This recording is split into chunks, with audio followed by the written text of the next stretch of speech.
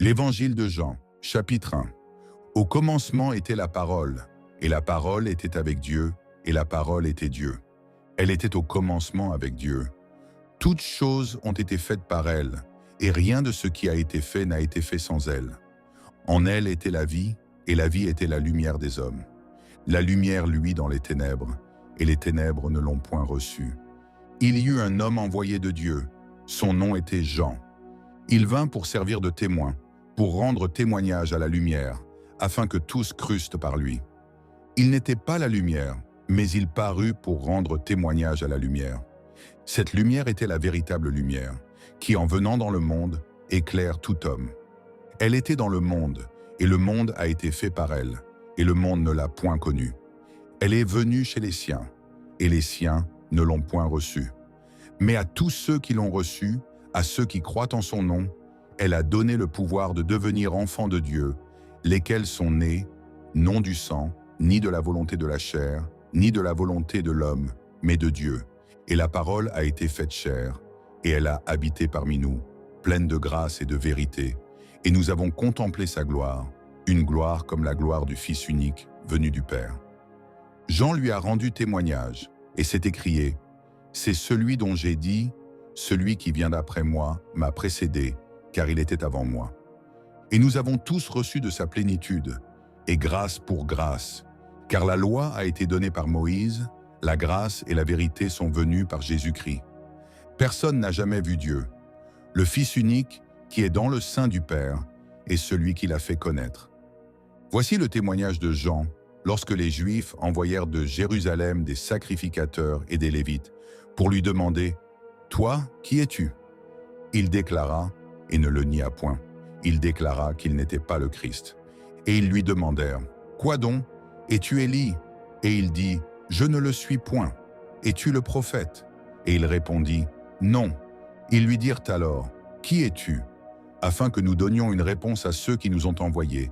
« Que dis-tu de toi-même » Moi, dit-il, je suis la voix de celui qui crie dans le désert. Aplanissez le chemin du Seigneur, comme a dit Ésaïe, le prophète. Ceux qui avaient été envoyés étaient des pharisiens. Ils lui firent encore cette question. Pourquoi donc baptises-tu si tu n'es pas le Christ, ni Élie, ni le prophète? Jean leur répondit. Moi je baptise d'eau, mais au milieu de vous, il y a quelqu'un que vous ne connaissez pas, qui vient après moi. Je ne suis pas digne de délier la courroie de ses souliers. Ces choses se passèrent à Béthanie, au-delà du Jourdain, où Jean baptisait. Le lendemain, il vit Jésus venant à lui, et il dit, « Voici l'agneau de Dieu qui ôte le péché du monde. C'est celui dont j'ai dit, « Après moi vient un homme qui m'a précédé, car il était avant moi. » Je ne le connaissais pas, mais c'est afin qu'il fût manifesté à Israël que je suis venu baptiser d'eau. Jean rendit ce témoignage. J'ai vu l'Esprit descendre du ciel, comme une colombe, et s'arrêter sur lui. Je ne le connaissais pas, mais celui qui m'a envoyé baptiser d'eau, celui-là m'a dit, « Celui sur qui tu verras l'Esprit descendre et s'arrêter, c'est celui qui baptise du Saint-Esprit. » Et j'ai vu et j'ai rendu témoignage qu'il est le Fils de Dieu. Le lendemain, Jean était encore là, avec 2 de ses disciples. Et, ayant regardé Jésus qui passait, il dit, « Voilà l'agneau de Dieu. » Les 2 disciples l'entendirent prononcer ces paroles, et ils suivirent Jésus.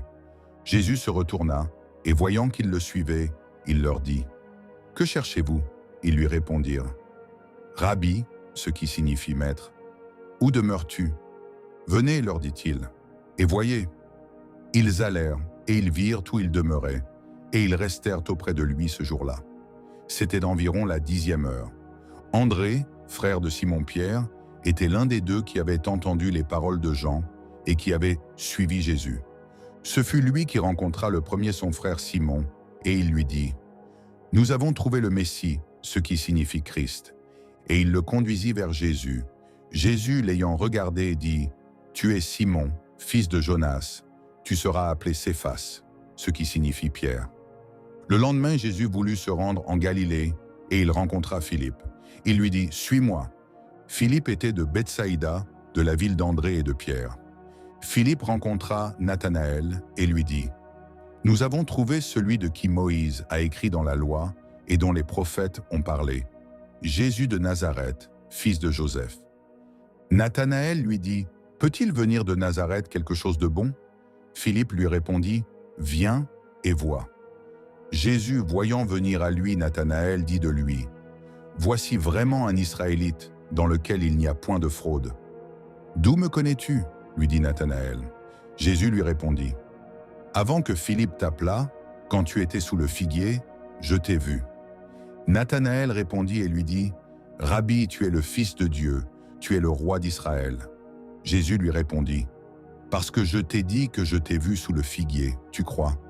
Tu verras de plus grandes choses que celles-ci. » Et il lui dit, « En vérité, vous verrez désormais le ciel ouvert et les anges de Dieu monter et descendre sur le Fils de l'homme. » Chapitre 2. 3 jours après, il y eut des noces à Cana en Galilée. La mère de Jésus était là, et Jésus fut aussi invité aux noces avec ses disciples. Le vin ayant manqué, la mère de Jésus lui dit, « Ils n'ont plus de vin. » Jésus lui répondit, « Femme, qu'y a-t-il entre moi et toi? Mon heure n'est pas encore venue. » Sa mère dit au serviteur, « Faites ce qu'il vous dira. » Or il y avait là 6 vases de pierre, destinés aux purifications des Juifs et contenant chacun 2 ou 3 mesures. Jésus leur dit, « Remplissez d'eau ces vases. » Et ils les remplirent jusqu'au bord.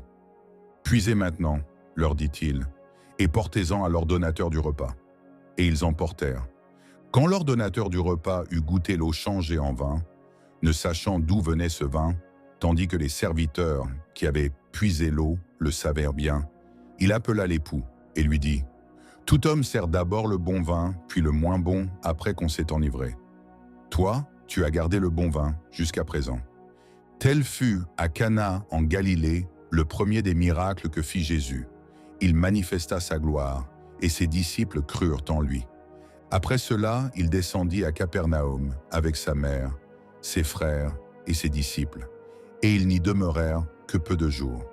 La Pâque des Juifs était proche, et Jésus monta à Jérusalem. Il trouva dans le temple les vendeurs de bœufs, de brebis et de pigeons, et les changeurs assis. Ayant fait un fouet avec des cordes, il les chassa tous du temple, ainsi que les brebis et les bœufs. Il dispersa la monnaie des changeurs et renversa les tables. Et il dit aux vendeurs de pigeons, « Ôtez cela d'ici, ne faites pas de la maison de mon Père une maison de trafic. » Ses disciples se souvinrent qu'il est écrit, « Le zèle de ta maison me dévore. » Les Juifs, prenant la parole, lui dirent, « Quel miracle nous montres-tu pour agir de la sorte ?» Jésus leur répondit, « Détruisez ce temple, et en 3 jours je le relèverai. » Les Juifs dirent, « Il a fallu 46 ans pour bâtir ce temple, et toi, en 3 jours tu le relèveras. » Mais il parlait du temple de son corps. C'est pourquoi, lorsqu'il fut ressuscité des morts, ses disciples se souvinrent qu'il avait dit cela, et ils crurent à l'Écriture et à la parole que Jésus avait dite. Pendant que Jésus était à Jérusalem, à la fête de Pâques, plusieurs crurent en son nom, voyant les miracles qu'il faisait. Mais Jésus ne se fiait point à eux, parce qu'il les connaissait tous, et parce qu'il n'avait pas besoin qu'on lui rendît témoignage d'aucun homme, car il savait lui-même ce qui était dans l'homme. Chapitre 3. Mais il y eut un homme d'entre les pharisiens, nommé Nicodème, un chef des Juifs, qui vint, lui, auprès de Jésus de nuit, et lui dit, « Rabbi, nous savons que tu es un docteur venu de Dieu, car personne ne peut faire ces miracles que tu fais si Dieu n'est avec lui. » Jésus lui répondit, « En vérité, je te le dis, si un homme ne naît de nouveau, il ne peut voir le royaume de Dieu. » Nicodème lui dit, « Comment un homme peut-il naître quand il est vieux? Peut-il rentrer dans le sein de sa mère et naître ?» Jésus répondit, « En vérité, je te le dis, si un homme ne naît d'eau et d'esprit, il ne peut entrer dans le royaume de Dieu. Ce qui est né de la chair est chair, et ce qui est né de l'esprit est esprit. Ne t'étonne pas que je t'ai dit, il faut que vous naissiez de nouveau. Le vent souffle où il veut, et tu en entends le bruit, mais tu ne sais d'où il vient, ni où il va. Il en est ainsi de tout homme qui est né de l'esprit. » Nicodème lui dit, « Comment cela peut-il se faire ?» Jésus lui répondit, « Tu es le docteur d'Israël et tu ne sais pas ces choses. En vérité, je te le dis, nous disons ce que nous savons, et nous rendons témoignage de ce que nous avons vu, et vous ne recevez pas notre témoignage. Si vous ne croyez pas quand je vous ai parlé des choses terrestres, comment croirez-vous quand je vous parlerai des choses célestes? Personne n'est monté au ciel, si ce n'est celui qui est descendu du ciel, le Fils de l'homme qui est dans le ciel. Et comme Moïse éleva le serpent dans le désert, il faut de même que le Fils de l'homme soit élevé, afin que quiconque croit en lui ait la vie éternelle. Car Dieu a tant aimé le monde qu'il a donné son Fils unique, afin que quiconque croit en lui ne périsse point, mais qu'il ait la vie éternelle. Dieu, en effet, n'a pas envoyé son Fils dans le monde pour qu'il juge le monde, mais pour que le monde soit sauvé par lui. Celui qui croit en lui n'est point jugé, mais celui qui ne croit pas est déjà jugé, parce qu'il n'a pas cru au nom du Fils unique de Dieu.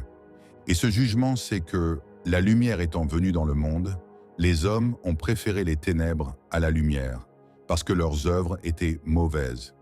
Car quiconque fait le mal est la lumière, et ne vient point à la lumière, de peur que ses œuvres ne soient dévoilées. Mais celui qui agit selon la vérité vient à la lumière, afin que ses œuvres soient manifestées, parce qu'elles sont faites en Dieu. Après cela, Jésus, accompagné de ses disciples, se rendit dans la terre de Judée, et là il demeurait avec eux, et il baptisait. Jean aussi baptisait à Hénon, près de Salim, parce qu'il y avait là beaucoup d'eau, et on y venait pour être baptisé. Car Jean n'avait pas encore été mis en prison. Or il s'éleva de la part des disciples de Jean une dispute avec un juif touchant la purification. Ils vinrent trouver Jean et lui dirent : « Rabbi, celui qui était avec toi au-delà du Jourdain, et à qui tu as rendu témoignage, voici il baptise, et tous vont à lui. » Jean répondit : « Un homme ne peut recevoir que ce qui lui a été donné du ciel. Vous-même m'êtes ma témoin que j'ai dit : je ne suis pas le Christ, mais j'ai été envoyé devant lui. Celui à qui appartient l'épouse, c'est l'époux. Mais l'ami de l'époux, qui se tient là et qui l'entend, éprouve une grande joie à cause de la voix de l'époux. Aussi cette joie, qui est la mienne, est parfaite. Il faut qu'il croisse et que je diminue. Celui qui vient d'en haut est au-dessus de tous. Celui qui est de la terre est de la terre, et il parle comme étant de la terre. Celui qui vient du ciel est au-dessus de tous. Il rend témoignage de ce qu'il a vu et entendu, et personne ne reçoit son témoignage. Celui qui a reçu son témoignage a certifié que Dieu est vrai, car celui que Dieu a envoyé dit les paroles de Dieu, parce que Dieu ne lui donne pas l'esprit avec mesure. Le Père aime le Fils et il a remis toutes choses entre ses mains. Celui qui croit au Fils a la vie éternelle. Celui qui ne croit pas au Fils ne verra point la vie, mais la colère de Dieu demeure sur lui. Chapitre 4. Le Seigneur sut que les pharisiens avaient appris qu'il faisait et baptisait plus de disciples que Jean. Toutefois, Jésus ne baptisait pas lui-même, mais c'était ses disciples. Alors il quitta la Judée et retourna en Galilée. Comme il fallait qu'il passât par la Samarie, il arriva dans une ville de Samarie, nommée Sichar, près du champ que Jacob avait donné à Joseph, son fils. Là se trouvait le puits de Jacob. Jésus, fatigué du voyage, était assis au bord du puits. C'était environ la 6e heure. Une femme de Samarie vint puiser de l'eau. Jésus lui dit : « Donne-moi à boire. » Car ses disciples étaient allés à la ville pour acheter des vivres. La femme samaritaine lui dit : « Comment toi qui es juif, me demandes-tu à boire, à moi qui suis une femme samaritaine ? » Les Juifs, en effet, n'ont pas de relation avec les Samaritains. Jésus lui répondit : « Si tu connaissais le don de Dieu et qui est celui qui te dit : Donne-moi à boire, tu lui aurais toi-même demandé à boire et il t'aurait donné de l'eau vive. Seigneur, lui dit la femme, tu n'as rien pour puiser et le puits est profond. D'où aurais-tu donc cette eau vive? Es-tu plus grand que notre père Jacob qui nous a donné ce puits et qui en a bu lui-même, ainsi que ses fils et ses troupeaux? Jésus lui répondit : Quiconque boit de cette eau aura encore soif. Mais celui qui boira de l'eau que je lui donnerai n'aura jamais soif, et l'eau que je lui donnerai deviendra en lui une source d'eau qui jaillira jusque dans la vie éternelle. La femme lui dit : Seigneur, donne-moi cette eau, afin que je n'aie plus soif et que je ne vienne plus puiser ici. Va, lui dit Jésus, appelle ton mari et viens ici. La femme répondit : Je n'ai point de mari. Jésus lui dit : Tu as eu raison de dire : Je n'ai point de mari. Car tu as eu 5 maris, et celui que tu as maintenant n'est pas ton mari. En cela tu as dit vrai. » « Seigneur, lui dit la femme, je vois que tu es prophète. Nos pères ont adoré sur cette montagne. Et vous dites, vous, que le lieu où il faut adorer est à Jérusalem. » « Femme, lui dit Jésus, crois-moi, l'heure vient où ce ne sera ni sur cette montagne, ni à Jérusalem que vous adorerez le Père. Vous adorez ce que vous ne connaissez pas. Nous adorons ce que nous connaissons, car le salut vient des Juifs. Mais l'heure vient, et elle est déjà venue, où les vrais adorateurs adoreront le Père en esprit et en vérité, car ce sont là les adorateurs que le Père demande. Dieu est esprit, et il faut que ceux qui l'adorent en esprit et en vérité. La femme lui dit, « Je sais que le Messie doit venir, celui qu'on appelle Christ. Quand il sera venu, il nous annoncera toutes les choses. » Jésus lui dit, « Je le suis, moi qui te parle. » Là-dessus arrivèrent ses disciples, qui furent étonnés de ce qu'il parlait avec une femme. Toutefois, aucun ne dit, « Que demandes-tu » ou « De quoi parles-tu avec elle ?» Alors la femme, ayant laissé sa cruche, s'en alla dans la ville et dit aux gens, « Venez voir un homme qui m'a dit tout ce que j'ai fait. Ne serait-ce point le Christ ?» Ils sortirent de la ville et ils vinrent vers lui. Pendant ce temps, les disciples le pressèrent de manger, disant, « Rabbi, mange. » Mais il leur dit, « J'ai à manger une nourriture que vous ne connaissez pas. » Les disciples se disaient donc les uns aux autres, « Quelqu'un lui aurait-il apporté à manger ?» Jésus leur dit, « Ma nourriture est de faire la volonté de celui qui m'a envoyé et d'accomplir son œuvre. Ne dites-vous pas qu'il y a encore 4 mois jusqu'à la moisson?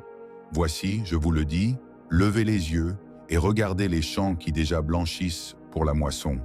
Celui qui moissonne reçoit un salaire et amasse des fruits pour la vie éternelle, afin que celui qui sème et celui qui moissonne se réjouissent ensemble. Car en ceci, ce qu'on dit est vrai, autre est celui qui sème et autre celui qui moissonne. Je vous ai envoyé moissonner ce que vous n'avez pas travaillé. D'autres ont travaillé et vous êtes entrés dans leur travail. » Plusieurs Samaritains de cette ville crurent en Jésus à cause de cette déclaration formelle de la femme. « Il m'a dit tout ce que j'ai fait. » Aussi, quand les Samaritains vinrent le trouver, ils le prièrent de rester auprès d'eux. Et il resta là 2 jours. Un beaucoup plus grand nombre crurent à cause de sa parole. Et il disait à la femme, « Ce n'est plus à cause de ce que tu as dit que nous croyons, car nous l'avons entendu nous-mêmes, et nous savons qu'il est vraiment le Sauveur du monde. » Après ces 2 jours, Jésus partit de là pour se rendre en Galilée, car il avait déclaré lui-même qu'un prophète n'est pas honoré dans sa propre patrie. Lorsqu'il arriva en Galilée, il fut bien reçu des Galiléens qui avaient vu tout ce qu'il avait fait à Jérusalem pendant la fête, car eux aussi étaient allés à la fête. Il retourna donc à Cana en Galilée, où il avait changé l'eau en vin. Il y avait à Capernaum un officier du roi, dont le fils était malade. Ayant appris que Jésus était venu de Judée en Galilée, il alla vers lui et le pria de descendre et de guérir son fils, qui était près de mourir. Jésus lui dit, « Si vous ne voyez des miracles et des prodiges, vous ne croyez point. » L'officier du roi lui dit, « Seigneur, descends avant que mon enfant meure. » « Va, lui dit Jésus, ton fils vit. » Et cet homme crut à la parole que Jésus lui avait dite, et il s'en alla. Comme déjà il descendait, ses serviteurs venant à sa rencontre lui apportèrent cette nouvelle. « Ton enfant vit. » Il leur demanda à quelle heure il s'était trouvé mieux, et ils lui dirent, « Hier, à la 7e heure, la fièvre l'a quitté. » Le père reconnut que c'était à cette heure-là que Jésus lui avait dit, « Ton fils vit. » Et il crut, lui et toute sa maison. Jésus fit encore ce second miracle lorsqu'il fut venu de Judée en Galilée. Chapitre 5. Après cela, il y eut une fête des Juifs, et Jésus monta à Jérusalem. Or, à Jérusalem, près de la porte des brebis, il y a une piscine qui s'appelle en hébreu Bethesda, et qui a 5 portiques. Sous ces portiques étaient couchés en grand nombre des malades, des aveugles, des boiteux, des paralytiques, qui attendaient le mouvement de l'eau, car un ange descendait de temps en temps dans la piscine et agitait l'eau, et celui qui y descendait le premier après que l'eau avait été agitée était guéri, quelle que fût sa maladie. Là se trouvait un homme malade depuis 38 ans.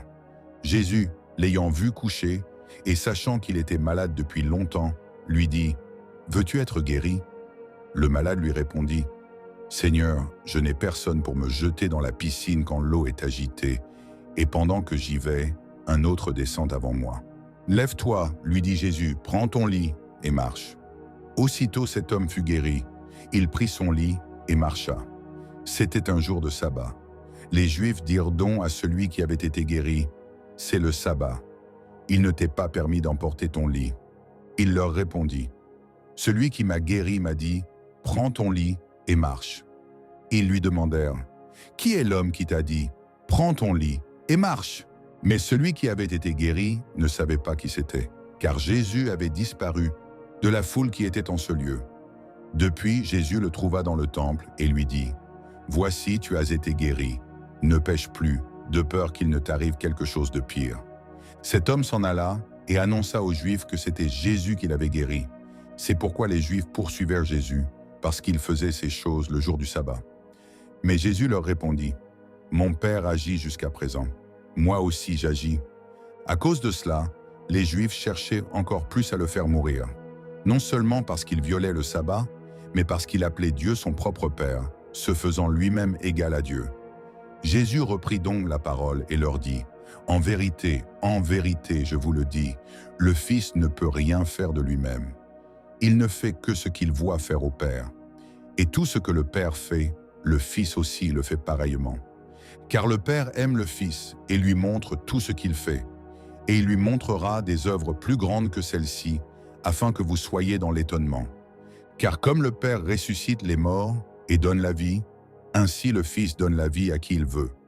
Le Père ne juge personne, mais il a remis tout jugement au Fils, afin que tous honorent le Fils comme ils honorent le Père. Celui qui n'honore pas le Fils n'honore pas le Père qui l'a envoyé. En vérité, je vous le dis, celui qui écoute ma parole et qui croit à celui qui m'a envoyé a la vie éternelle et ne vient point en jugement, mais il est passé de la mort à la vie. En vérité, je vous le dis, l'heure vient, et elle est déjà venue, où les morts entendront la voix du Fils de Dieu, et ceux qui l'auront entendu vivront. Car comme le Père a la vie en lui-même, ainsi il a donné au Fils d'avoir la vie en lui-même. Et il lui a donné le pouvoir de juger, parce qu'il est Fils de l'homme. Ne vous étonnez pas de cela, car l'heure vient où tous ceux qui sont dans les sépulcres entendront sa voix et en sortiront. Ceux qui auront fait le bien ressusciteront pour la vie, mais ceux qui auront fait le mal ressusciteront pour le jugement. Je ne puis rien faire de moi-même. Selon que j'entends, je juge, et mon jugement est juste, parce que je ne cherche pas ma volonté, mais la volonté de celui qui m'a envoyé. Si c'est moi qui rends témoignage de moi-même, mon témoignage n'est pas vrai. Il y en a un autre qui rend témoignage de moi, et je sais que le témoignage qu'il rend de moi est vrai. Vous avez envoyé vers Jean, et il a rendu témoignage à la vérité. Pour moi, ce n'est pas d'un homme que je reçois le témoignage, mais je dis ceci, afin que vous soyez sauvés. Jean était la lampe qui brûle et qui luit, et vous avez voulu vous réjouir 1 heure à sa lumière. Moi, j'ai un témoignage plus grand que celui de Jean, car les œuvres que le Père m'a donné d'accomplir, ces œuvres mêmes que je fais, témoignent de moi que c'est le Père qui m'a envoyé. Et le Père qui m'a envoyé a rendu lui-même témoignage de moi. Vous n'avez jamais entendu sa voix, vous n'avez point vu sa face, et sa parole ne demeure point en vous, parce que vous ne croyez pas à celui qui l'a envoyé. Vous sondez les Écritures, parce que vous pensez avoir en elles la vie éternelle. Ce sont elles qui rendent témoignage de moi. Et vous ne voulez pas venir à moi pour avoir la vie. Je ne tire pas ma gloire des hommes, mais je sais que vous n'avez point en vous l'amour de Dieu. Je suis venu au nom de mon Père, et vous ne me recevez pas. Si un autre vient en son propre nom, vous le recevrez. Comment pouvez-vous croire, vous qui tirez votre gloire les uns des autres, et qui ne cherchez point la gloire qui vient de Dieu seul? Ne pensez pas que moi je vous accuserai devant le Père. Celui qui vous accuse, c'est Moïse, en qui vous avez mis votre espérance. Car si vous croyez Moïse, vous me croiriez aussi, parce qu'il a écrit de moi. Mais si vous ne croyez pas à ses écrits, comment croirez-vous à mes paroles? Chapitre 6. Après cela, Jésus s'en alla de l'autre côté de la mer de Galilée, de Tibériade. Une grande foule le suivait, parce qu'elle voyait les miracles qu'il opérait sur les malades. Jésus monta sur la montagne, et là il s'assit avec ses disciples. Or la Pâque était proche, la fête des Juifs. Ayant levé les yeux, et voyant qu'une grande foule venait à lui, Jésus dit à Philippe, « Où achèterons-nous des pains, pour que ces gens aient à manger ?» Il disait cela pour l'éprouver, car il savait ce qu'il allait faire. Philippe lui répondit, « Les pains qu'on aurait pour 200 deniers ne suffiraient pas pour que chacun en reçût un peu. » Un de ses disciples, André, frère de Simon-Pierre, lui dit, « Il y a ici un jeune garçon qui a 5 pains d'orge et 2 poissons. Mais qu'est-ce que cela pour tant de gens ?» Jésus dit, « Faites-les asseoir. » Il y avait dans ce lieu beaucoup d'herbes. Ils s'assirent donc, au nombre d'environ 5000 hommes. Jésus prit les pains, rendit grâce et les distribua à ceux qui étaient assis. Il leur donna de même des poissons, autant qu'ils en voulurent. Lorsqu'ils furent rassasiés, il dit à ses disciples, « Ramassez les morceaux qui restent, afin que rien ne se perde. » Ils les ramassèrent donc, et ils remplirent 12 paniers avec les morceaux qui restèrent des 5 pains d'orge, après que tous eurent mangé. Ces gens, ayant vu le miracle que Jésus avait fait, disaient, « Celui-ci est vraiment le prophète qui doit venir dans le monde. » Et Jésus, sachant qu'ils allaient venir l'enlever pour le faire roi, se retira de nouveau sur la montagne, lui seul. Quand le soir fut venu, ses disciples descendirent au bord de la mer. Étant montés dans une barque, ils traversèrent la mer pour se rendre à Capernaum. Il faisait déjà nuit, et Jésus ne les avait pas encore rejoints. Il soufflait un grand vent, et la mer était agitée. Après avoir ramé environ 25 ou 30 stades, ils virent Jésus marchant sur la mer et s'approchant de la barque. Et ils eurent peur. Mais Jésus leur dit, « C'est moi, n'ayez pas peur. » Ils voulaient donc le prendre dans la barque, et aussitôt la barque aborda au lieu où ils allaient. La foule qui était restée de l'autre côté de la mer avait remarqué qu'il ne se trouvait là qu'une seule barque, et que Jésus n'était pas monté dans cette barque avec ses disciples, mais qu'ils étaient partis seuls. Le lendemain, comme d'autres barques étaient arrivées de Tibériade, près du lieu où ils avaient mangé le pain après que le Seigneur eut rendu grâce, les gens de la foule, ayant vu que ni Jésus ni ses disciples n'étaient de là, montèrent eux-mêmes dans ces barques et allèrent à Capernaum, à la recherche de Jésus. Et l'ayant trouvé au-delà de la mer, ils lui dirent, « Rabbi, quand es-tu venu ici ?» Jésus leur répondit, « en vérité, je vous le dis, vous me cherchez, non parce que vous avez vu des miracles, mais parce que vous avez mangé des pains et que vous avez été rassasiés. Travaillez, non pour la nourriture qui périt, mais pour celle qui subsiste pour la vie éternelle, et que le Fils de l'homme vous donnera. Car c'est lui que le Père, que Dieu a marqué de son sceau. » Ils lui dirent, « Que devons-nous faire pour faire les œuvres de Dieu ?» Jésus leur répondit, « L'œuvre de Dieu, c'est que vous croyez en celui qui l'a envoyé. »« Quel miracle fais-tu donc ?» lui dirent-ils, « afin que nous le voyions et que nous croyions en toi. Que fais-tu ? Nos pères ont mangé la manne dans le désert, selon ce qui est écrit.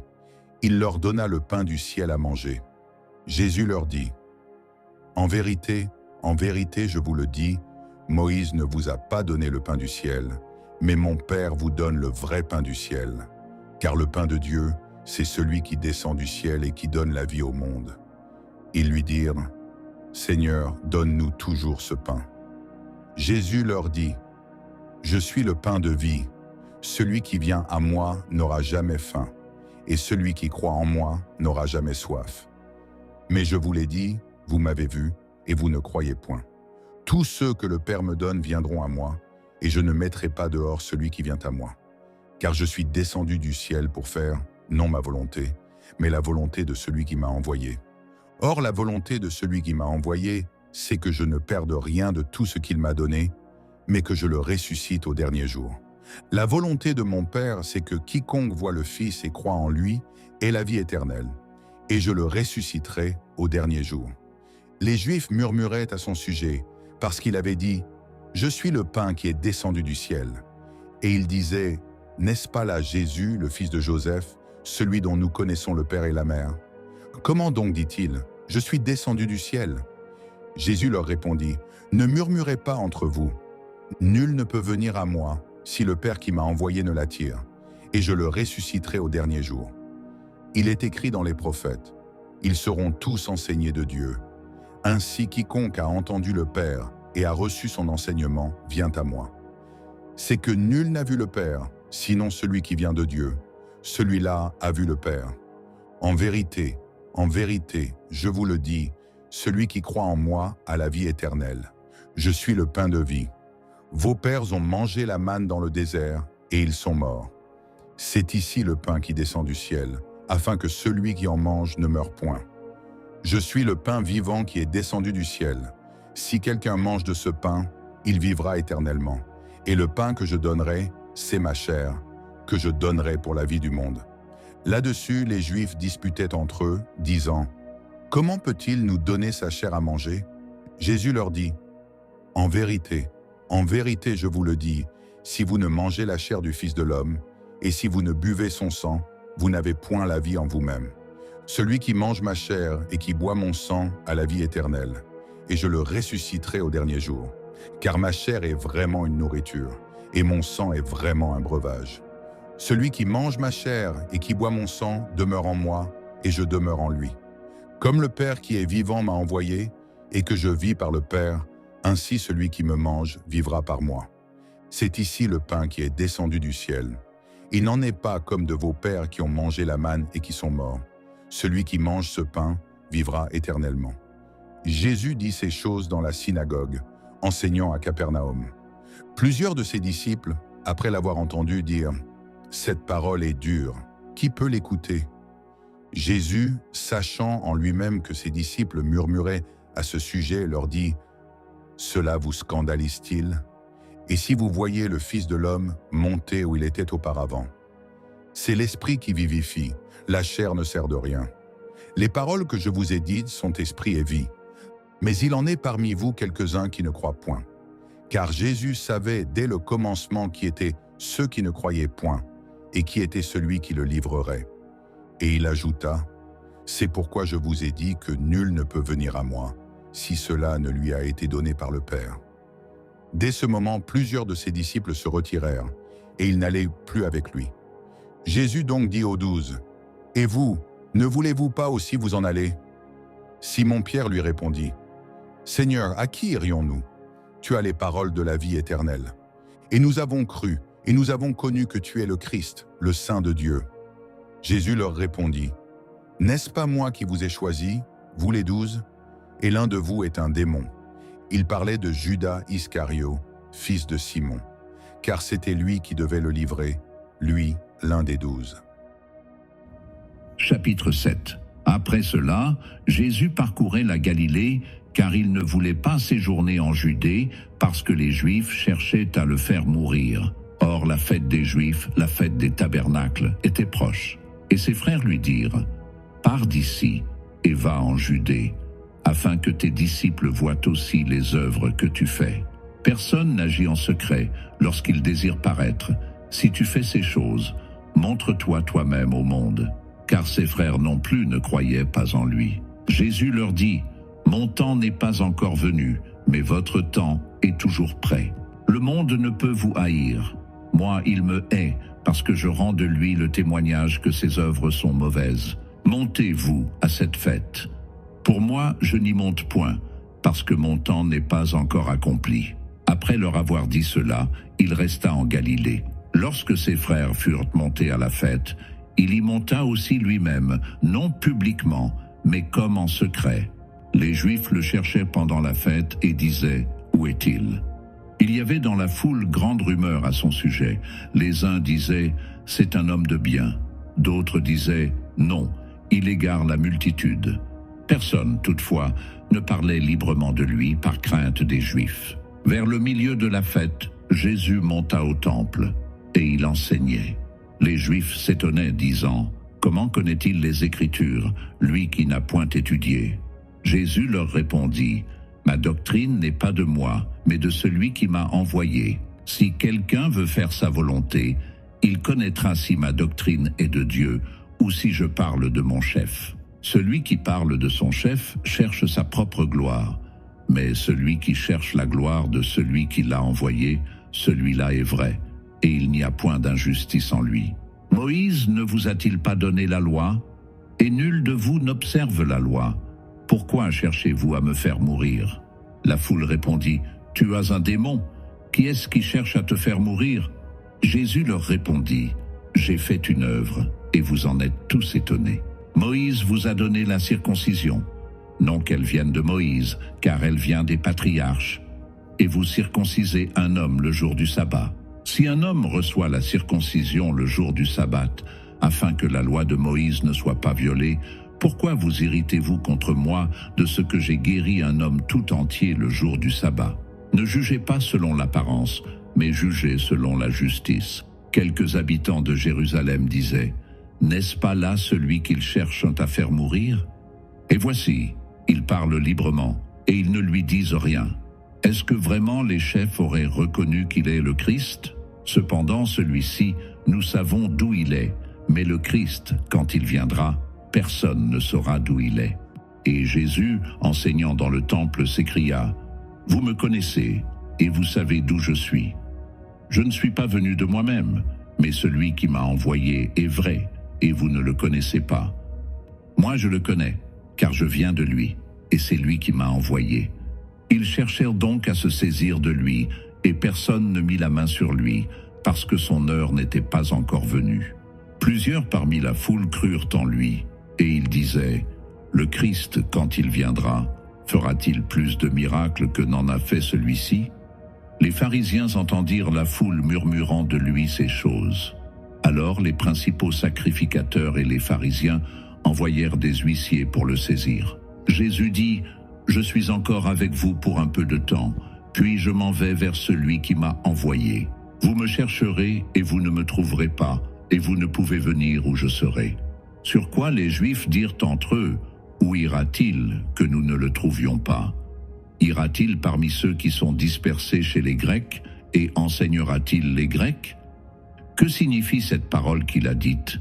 Vous me chercherez et vous ne me trouverez pas, et vous ne pouvez venir où je serai. » Le dernier jour, le grand jour de la fête, Jésus, se tenant debout, s'écria, « Si quelqu'un a soif, qu'il vienne à moi et qu'il boive. Celui qui croit en moi, des fleuves d'eau vive couleront de son sein, comme dit l'Écriture. » Il dit cela de l'Esprit que devaient recevoir ceux qui croiraient en lui, car l'Esprit n'était pas encore, parce que Jésus n'avait pas encore été glorifié.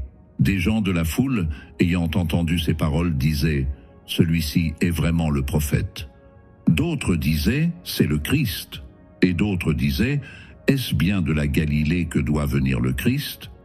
L'Écriture ne dit-elle pas que c'est de la postérité de David et du village de Bethléem où était David que le Christ doit venir? » Il y eut donc, à cause de lui, division parmi la foule.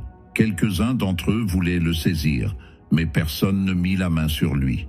Ainsi, les huissiers retournèrent vers les principaux sacrificateurs et les pharisiens, et ceux-ci leur dirent, « Pourquoi ne l'avez-vous pas amené ?» Les huissiers répondirent, « Jamais homme n'a parlé comme cet homme. » Les pharisiens leur répliquèrent, « Est-ce que vous aussi, vous avez été séduits? Y a-t-il quelqu'un des chefs ou des pharisiens qui ait cru en lui? Mais cette foule qui ne connaît pas la loi, ce sont des maudits. » Nicodème, qui était venu de nuit vers Jésus, et qui était l'un d'entre eux, leur dit, « Notre loi condamne-t-elle un homme avant qu'on l'entende et qu'on sache ce qu'il a fait ?» Ils lui répondirent, « Es-tu aussi galiléen? Examine, et tu verras que de la Galilée il ne sort point de prophète. » Et chacun s'en retourna dans sa maison. Chapitre 8. Jésus se rendit à la montagne des Oliviers. Mais dès le matin, il alla de nouveau dans le temple, et tout le peuple vint à lui. S'étant assis, il les enseignait.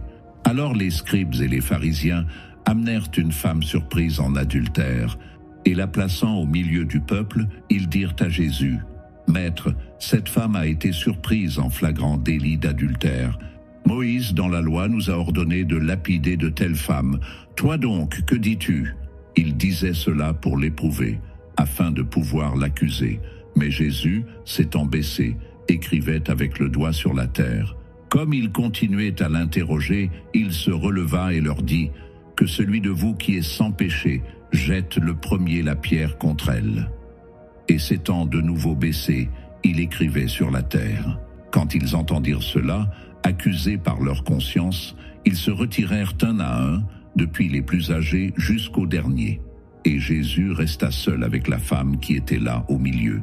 Alors s'étant relevé, et ne voyant plus que la femme, Jésus lui dit, « Femme, où sont ceux qui t'accusaient? Personne ne t'a-t-il condamné ?»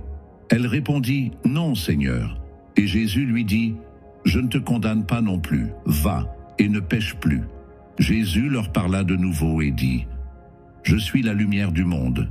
Celui qui me suit ne marchera pas dans les ténèbres, mais il aura la lumière de la vie. » Là-dessus, les pharisiens lui dirent, « Tu rends témoignage de toi-même, ton témoignage n'est pas vrai. » Jésus leur répondit, « Quoique je rende témoignage de moi-même, mon témoignage est vrai, car je sais d'où je suis venu et où je vais. Mais vous, vous ne savez d'où je viens ni où je vais. Vous jugez selon la chair, moi je ne juge personne. Et si je juge, mon jugement est vrai, car je ne suis pas seul. Mais le Père qui m'a envoyé est avec moi. Il est écrit dans votre loi que le témoignage de deux hommes est vrai. Je rends témoignage de moi-même, et le Père qui m'a envoyé rend témoignage de moi. » Ils lui dirent donc, « Où est ton Père ?» Jésus répondit, « Vous ne connaissez ni moi, ni mon Père.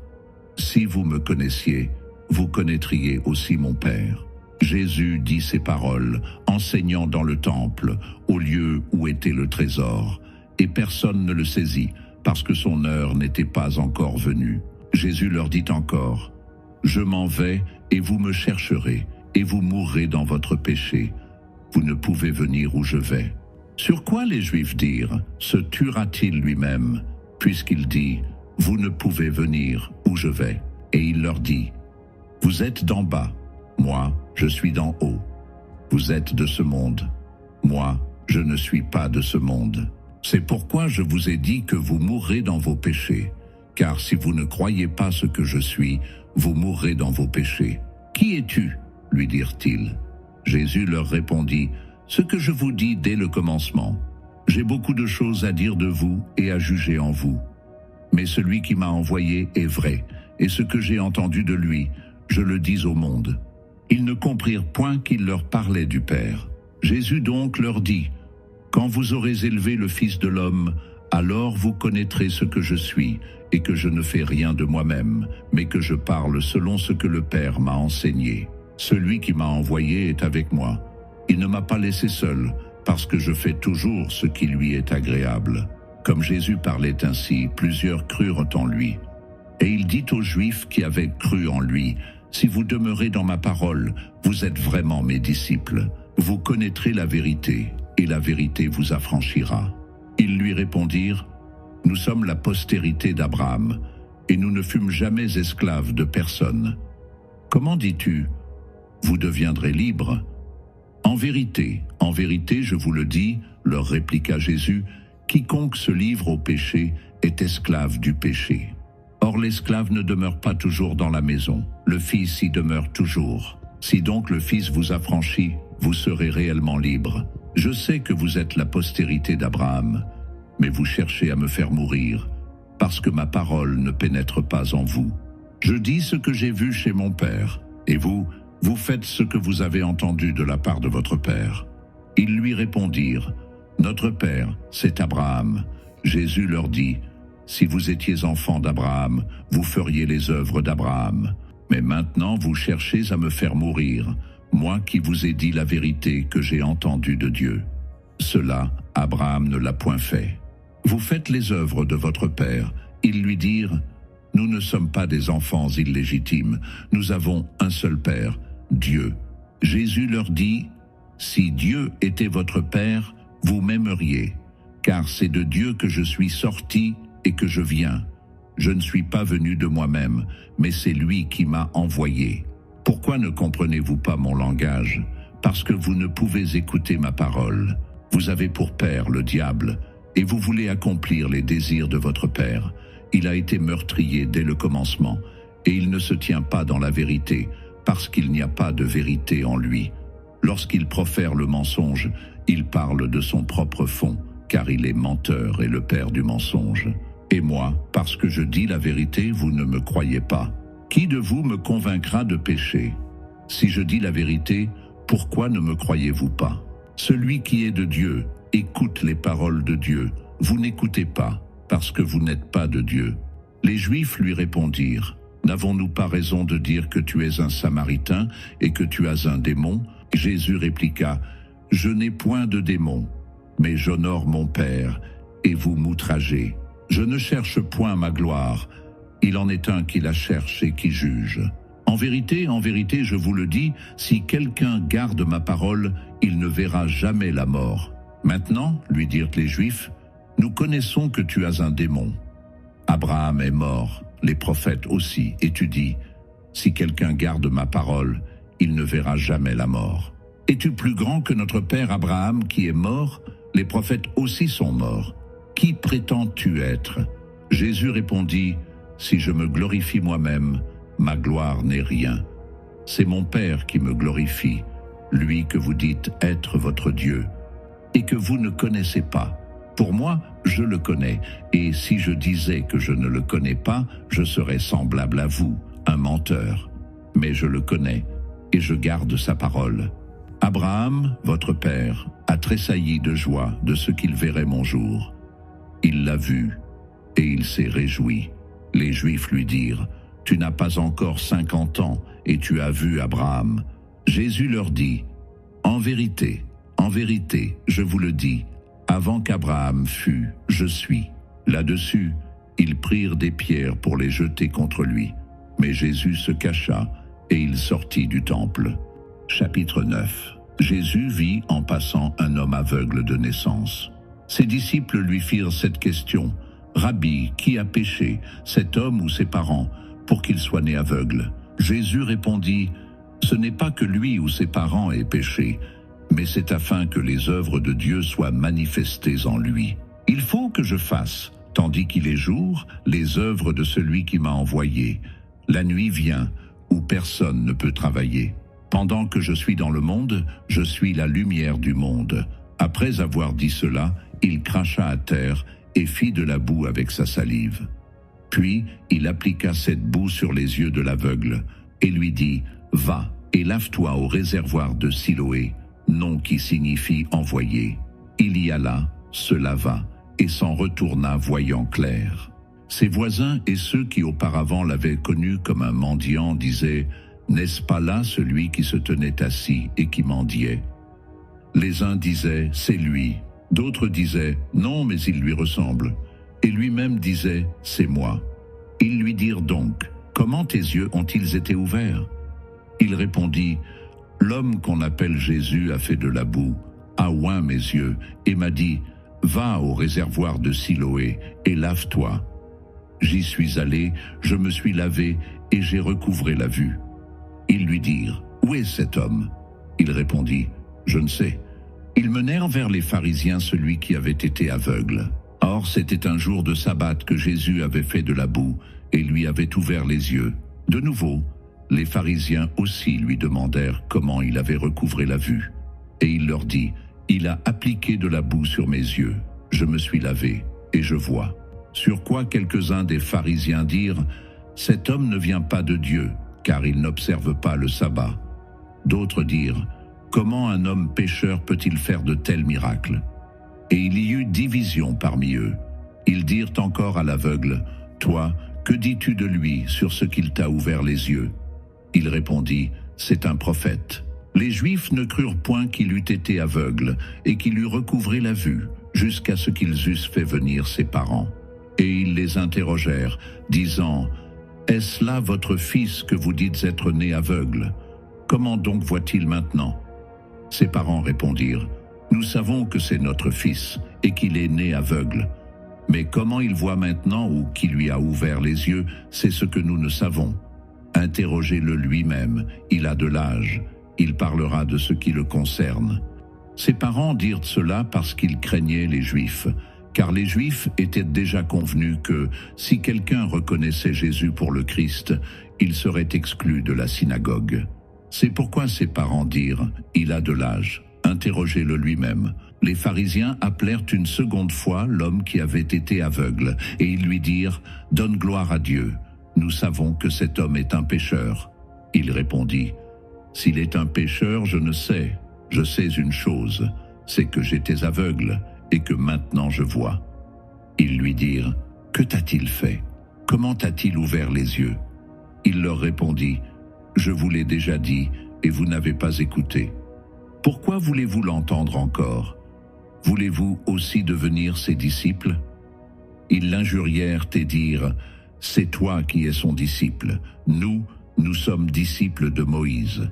Nous savons que Dieu a parlé à Moïse, mais celui-ci, nous ne savons d'où il est. » Cet homme leur répondit « Il est étonnant que vous ne sachiez d'où il est, et cependant il m'a ouvert les yeux.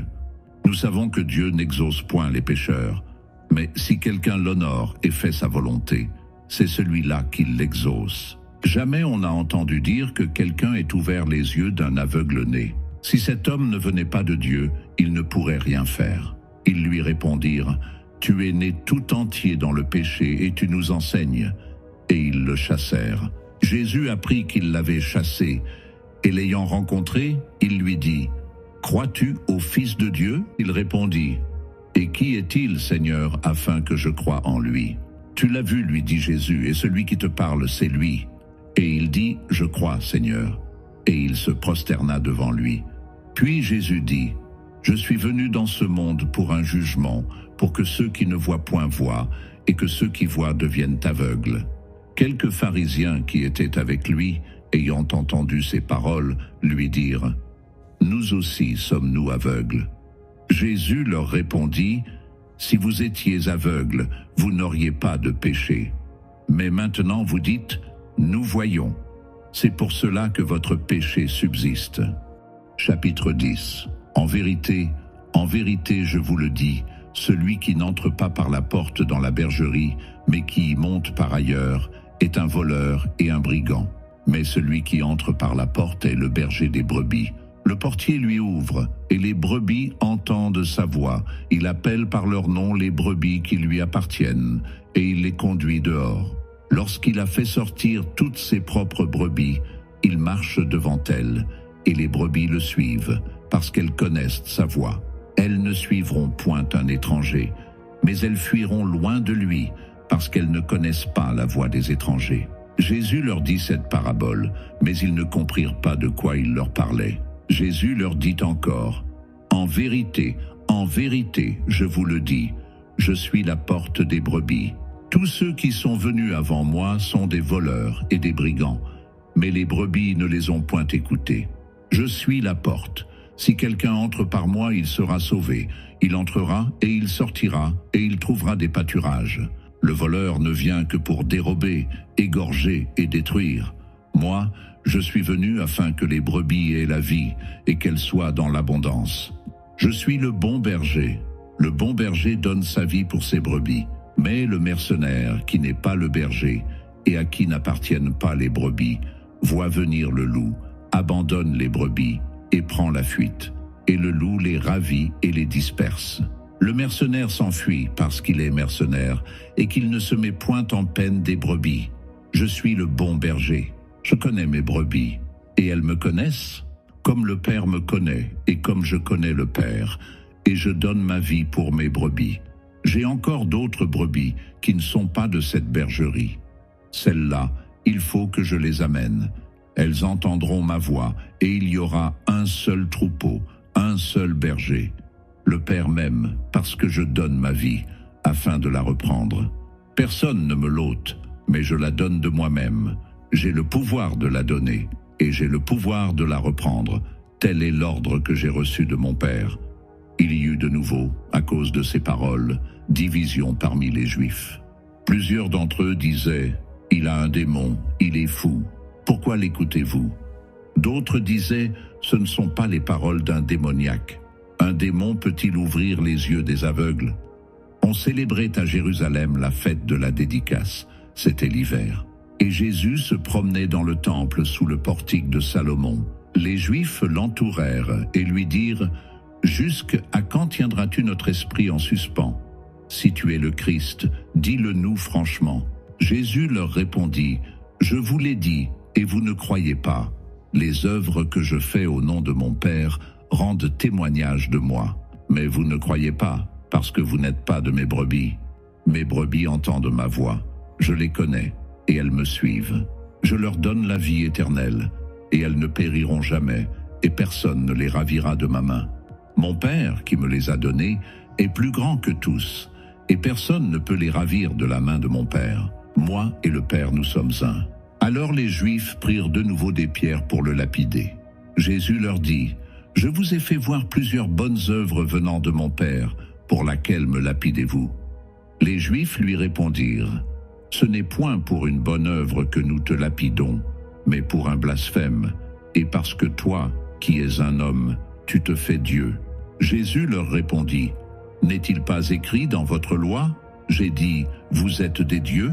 Si elle a appelé Dieu ceux à qui la parole de Dieu a été adressée, et si l'Écriture ne peut être anéantie, celui que le Père a sanctifié et envoyé dans le monde, vous lui dites, tu blasphèmes. Et cela parce que j'ai dit, je suis le Fils de Dieu. Si je ne fais pas les œuvres de mon Père, ne me croyez pas. Mais si je les fais, quand même vous ne me croyez point, croyez à ces œuvres, afin que vous sachiez et reconnaissiez que le Père est en moi, et que je suis dans le Père. » Là-dessus, ils cherchèrent encore à le saisir, mais il s'échappa de leurs mains.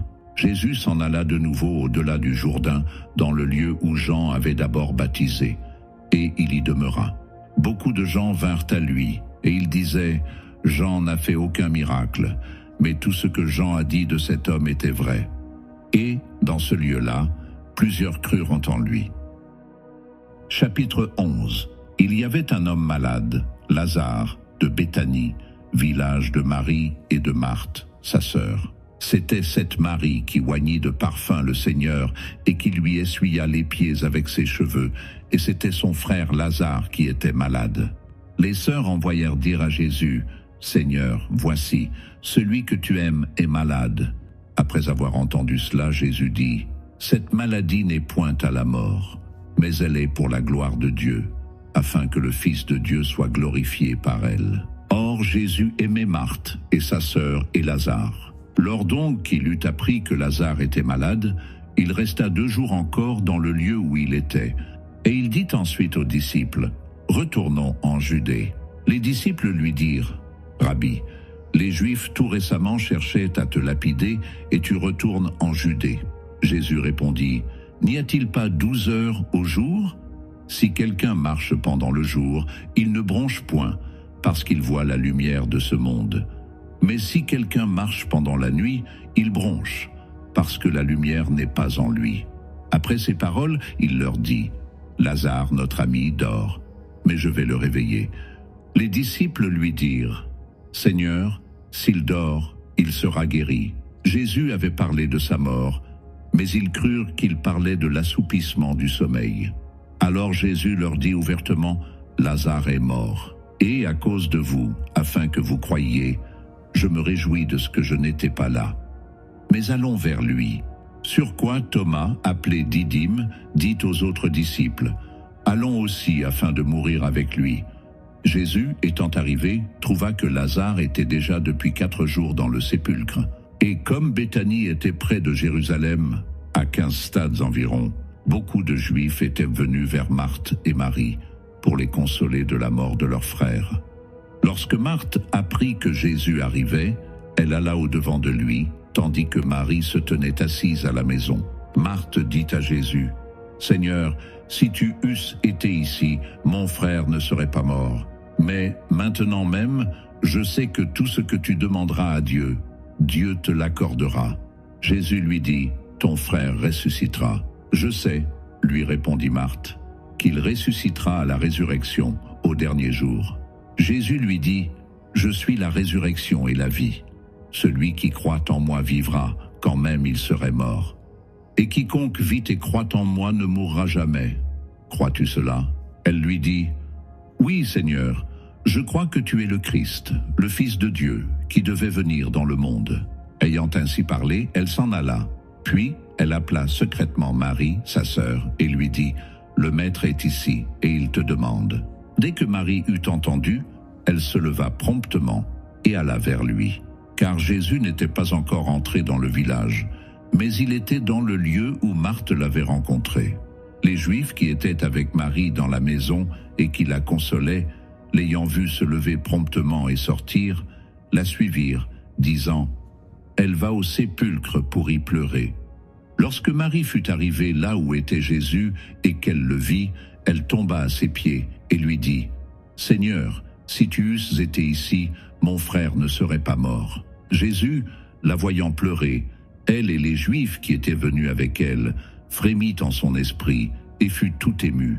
Et il dit « Où l'avez-vous mis ?» « Seigneur, lui répondirent-ils, viens et vois. » Jésus pleura, sur quoi les Juifs dirent « Voyez comme il l'aimait. » Et quelques-uns d'entre eux dirent « Lui qui a ouvert les yeux de l'aveugle, ne pouvait-il pas faire aussi que cet homme ne mourût point ?» Jésus, frémissant de nouveau en lui-même, se rendit au sépulcre. C'était une grotte, et une pierre était placée devant. Jésus dit « Ôtez la pierre. » Marthe, la sœur du mort, lui dit « Seigneur, il sent déjà, car il y a 4 jours qu'il est là. » Jésus lui dit « Ne t'ai-je pas dit que si tu crois, tu verras la gloire de Dieu ?» Ils ôtèrent donc la pierre. Et Jésus leva les yeux en haut et dit « Père, je te rends grâce de ce que tu m'as exaucé. Pour moi, je savais que tu m'exauces toujours, mais j'ai parlé à cause de la foule qui m'entoure, afin qu'ils croient que c'est toi qui m'as envoyé. » Ayant dit cela, il cria d'une voix forte « Lazare, sors !» Et le mort sortit, les pieds et les mains liés de bandes, et le visage enveloppé d'un linge.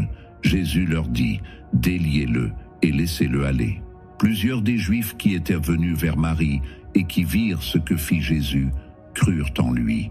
Mais quelques-uns d'entre eux allèrent trouver les pharisiens et leur dire ce que Jésus avait fait. Alors les principaux sacrificateurs et les pharisiens assemblèrent le Sanhédrin et dirent « Que ferons-nous ? Car cet homme fait beaucoup de miracles. Si nous le laissons faire, tous croiront en lui, et les Romains viendront détruire et notre ville et notre nation. » L'un d'eux, Caïphe, qui était souverain sacrificateur cette année-là, leur dit « Vous n'y entendez rien. Vous ne réfléchissez pas qu'il est dans votre intérêt qu'un seul homme meure pour le peuple, et que la nation entière ne périsse pas. Or, il ne dit pas cela de lui-même, mais étant souverain sacrificateur cette année-là, il prophétisa que Jésus devait mourir pour la nation. Et ce n'était pas pour la nation seulement, c'était aussi afin de réunir en un seul corps les enfants de Dieu dispersés. Dès ce jour, ils résolurent de le faire mourir. C'est pourquoi Jésus ne se montra plus ouvertement parmi les Juifs. Mais il se retira dans la contrée voisine du désert, dans une ville appelée Éphraïm, et là il demeurait avec ses disciples. La Pâque des Juifs était proche, et beaucoup de gens du pays montèrent à Jérusalem avant la Pâque pour se purifier. Ils cherchaient Jésus, et ils se disaient les uns aux autres dans le temple, « Que vous en semble? Ne viendra-t-il pas à la fête ?» Or, les principaux sacrificateurs et les pharisiens avaient donné l'ordre que, si quelqu'un savait où il était, il le déclarât afin qu'on se saisît de lui. Chapitre 12. 6 jours avant la Pâque, Jésus arriva à Béthanie, où était Lazare, qu'il avait ressuscité des morts. Là, on lui fit un souper. Marthe servait, et Lazare était un de ceux qui se trouvaient à table avec lui. Marie, ayant pris une livre d'un parfum de nard pur de grand prix, oignit les pieds de Jésus, et elle lui essuya les pieds avec ses cheveux, et la maison fut remplie de l'odeur du parfum. Un de ses disciples, Judas Iscario, fils de Simon, celui qui devait le livrer, dit « Pourquoi n'a-t-on pas vendu ce parfum 300 deniers pour les donner aux pauvres ?» Il disait cela, non qu'il se mit en peine des pauvres, mais parce qu'il était voleur, et que, tenant la bourse, il prenait ce qu'on y mettait. Mais Jésus dit « Laisse-la garder ce parfum pour le jour de ma sépulture. Vous avez toujours les pauvres avec vous, mais vous ne m'avez pas toujours. » Une grande multitude de Juifs apprirent que Jésus était à Béthanie, et ils y vinrent, non pas seulement à cause de lui, mais aussi pour voir Lazare, qu'il avait ressuscité des morts. Les principaux sacrificateurs délibérèrent de faire mourir aussi Lazare, parce que beaucoup de Juifs se retiraient d'eux à cause de lui, et croyaient en Jésus. Le lendemain, une foule nombreuse de gens venus à la fête, ayant entendu dire que Jésus se rendait à Jérusalem, prirent des branches de palmier et allèrent au-devant de lui, en criant « Hosanna ! Béni soit celui qui vient au nom du Seigneur, le roi d'Israël !» Jésus trouva un ânon et s'assit dessus, selon ce qui est écrit. « Ne crains point, fille de Sion.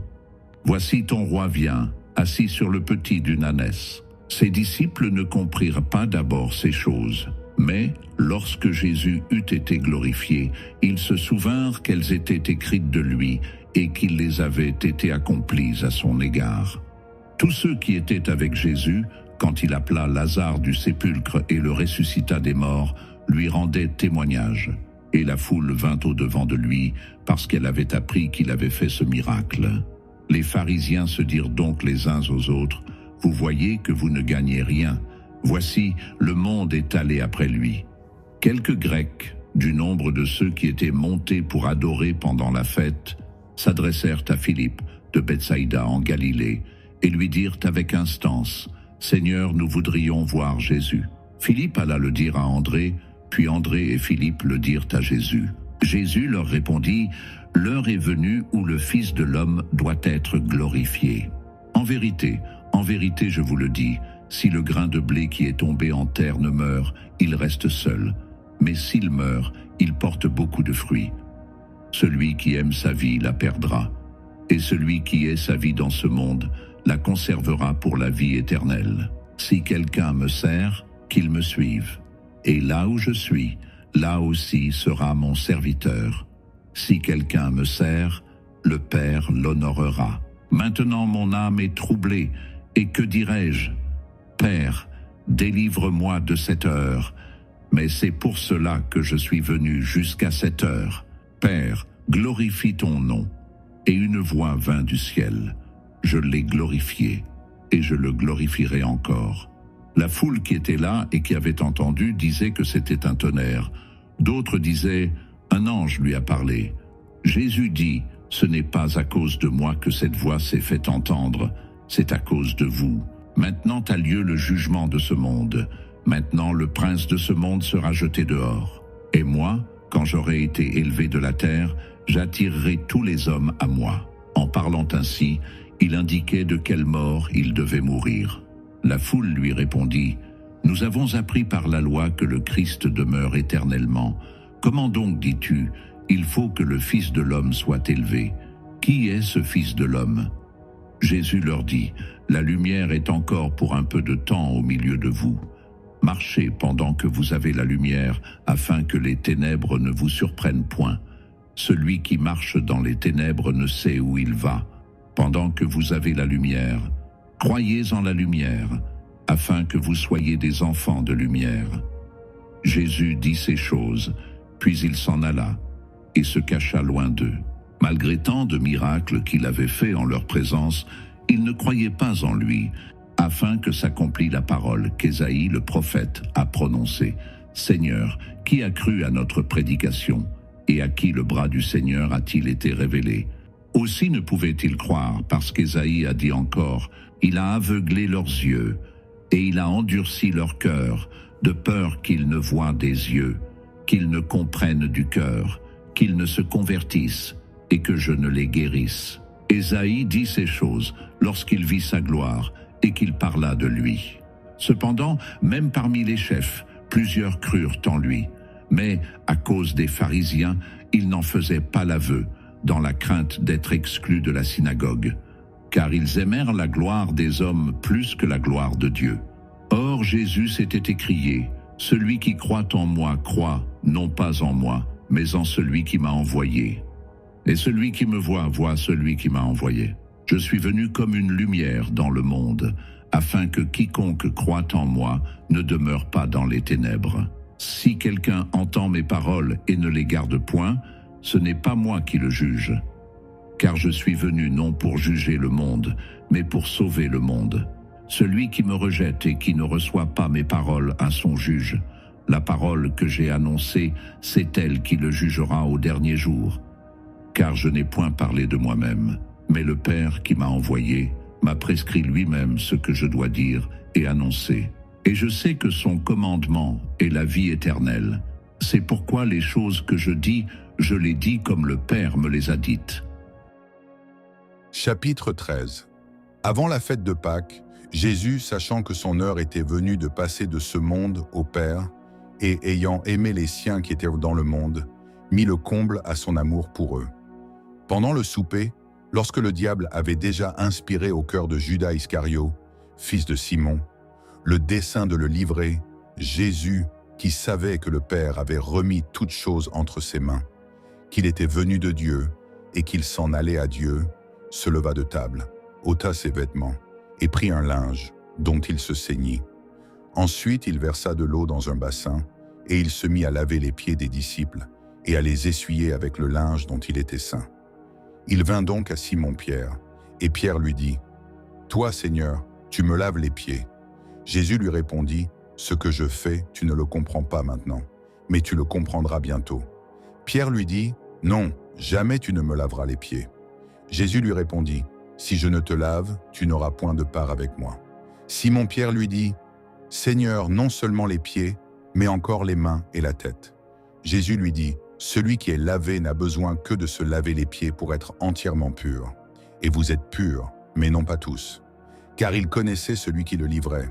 C'est pourquoi il dit « Vous n'êtes pas tous purs. » Après qu'il leur eut lavé les pieds et qu'il eut pris ses vêtements, il se remit à table et leur dit « Comprenez-vous ce que je vous ai fait?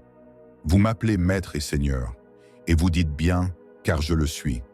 Si donc je vous ai lavé les pieds, moi le Seigneur et le Maître, vous devez aussi vous laver les pieds les uns aux autres, car je vous ai donné un exemple, afin que vous fassiez comme je vous ai fait. En vérité, je vous le dis, le serviteur n'est pas plus grand que son Seigneur, ni l'apôtre plus grand que celui qui l'a envoyé. Si vous savez ces choses, vous êtes heureux, pourvu que vous les pratiquiez. Ce n'est pas de vous tous que je parle, je connais ceux que j'ai choisis, mais il faut que l'Écriture s'accomplisse. Celui qui mange avec moi le pain a levé son talon contre moi. Dès à présent, je vous le dis, avant que la chose arrive, afin que, lorsqu'elle arrivera, vous croyiez à ce que je suis. En vérité, je vous le dis, celui qui reçoit celui que j'aurai envoyé me reçoit, et celui qui me reçoit celui qui m'a envoyé. » Ayant ainsi parlé, Jésus fut troublé en son esprit, et il dit expressément, « En vérité, je vous le dis, l'un de vous me livrera. » Les disciples se regardèrent les uns les autres, ne sachant de qui ils parlaient. Un des disciples, celui que Jésus aimait, était couché sur le sein de Jésus. Simon-Pierre lui fit signe de demander qui était celui dont parlait Jésus. Et ce disciple, s'étant penché sur la poitrine de Jésus, lui dit « Seigneur, qui est-ce » Jésus répondit « C'est celui à qui je donnerai le morceau trempé. » Et ayant trempé le morceau, il le donna à Judas, fils de Simon, l'Iscario. Dès que le morceau fut donné, Satan entra dans Judas. Jésus lui dit « Ce que tu fais, fais-le promptement. » Mais aucun de ceux qui étaient à table ne comprit pourquoi il lui disait cela, car quelques-uns pensaient que comme Judas avait la bourse, Jésus voulait lui dire « Achète ce dont nous avons besoin pour la fête », ou qu'il lui commandait de donner quelque chose aux pauvres. Judas, ayant pris le morceau, se hâta de sortir. Il était nuit. Lorsque Judas fut sorti, Jésus dit « Maintenant le Fils de l'homme a été glorifié, et Dieu a été glorifié en lui. Si Dieu a été glorifié en lui, Dieu aussi le glorifiera en lui-même, et il le glorifiera bientôt. Mes petits enfants, je suis pour peu de temps encore avec vous. Vous me chercherez, et comme j'ai dit aux Juifs, vous ne pouvez venir où je vais, je vous le dis aussi maintenant. Je vous donne un commandement nouveau, aimez-vous les uns les autres. Comme je vous ai aimé, vous aussi, aimez-vous les uns les autres. À ceci, tous connaîtront que vous êtes mes disciples, si vous avez de l'amour les uns pour les autres. Simon-Pierre lui dit, « Seigneur, où vas-tu » Jésus répondit, « Tu ne peux pas maintenant me suivre où je vais, mais tu me suivras plus tard. » « Seigneur, lui dit Pierre, « Pourquoi ne puis-je pas te suivre maintenant? Je donnerai ma vie pour toi. » Jésus répondit, « Tu donneras ta vie pour moi. En vérité, je te le dis, le coq ne chantera pas que tu ne m'aies renié 3 fois. » Chapitre 14. Que votre cœur ne se trouble point. Croyez en Dieu et croyez en moi. Il y a plusieurs demeures dans la maison de mon Père. Si cela n'était pas, je vous l'aurais dit. Je vais vous préparer une place. Et, lorsque je m'en serai allé et que je vous aurai préparé une place, je reviendrai et je vous prendrai avec moi, afin que là où je suis, vous y soyez aussi. Vous savez où je vais et vous en savez le chemin. Thomas lui dit, « Seigneur, nous ne savons où tu vas. Comment pouvons-nous en savoir le chemin ?»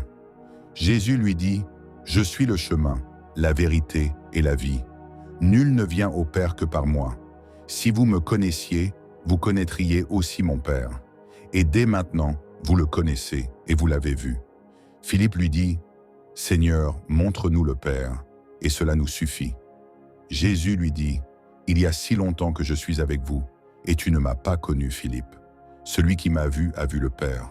Comment dis-tu, montre-nous le Père?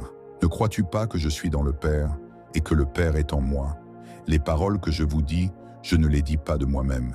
Et le Père qui demeure en moi, c'est lui qui fait les œuvres. Croyez-moi, je suis dans le Père, et le Père est en moi. Croyez du moins à cause de ses œuvres. En vérité, je vous le dis, celui qui croit en moi fera aussi les œuvres que je fais, et il en fera de plus grandes, parce que je m'en vais au Père. Et tout ce que vous demanderez en mon nom, je le ferai, afin que le Père soit glorifié dans le Fils. Si vous demandez quelque chose en mon nom, je le ferai. Si vous m'aimez, gardez mes commandements. Et moi, je prierai le Père, et il vous donnera un autre consolateur, afin qu'il demeure éternellement avec vous, l'Esprit de vérité, que le monde ne peut recevoir parce qu'il ne le voit point et ne le connaît point. Mais vous, vous le connaissez, car il demeure avec vous, et il sera en vous. Je ne vous laisserai pas orphelin, je viendrai à vous. Encore un peu de temps, et le monde ne me verra plus. Mais vous, vous me verrez, car je vis, et vous vivrez aussi.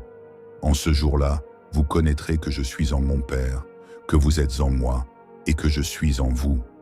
Celui qui a mes commandements et qui les garde, c'est celui qui m'aime. Et celui qui m'aime sera aimé de mon Père.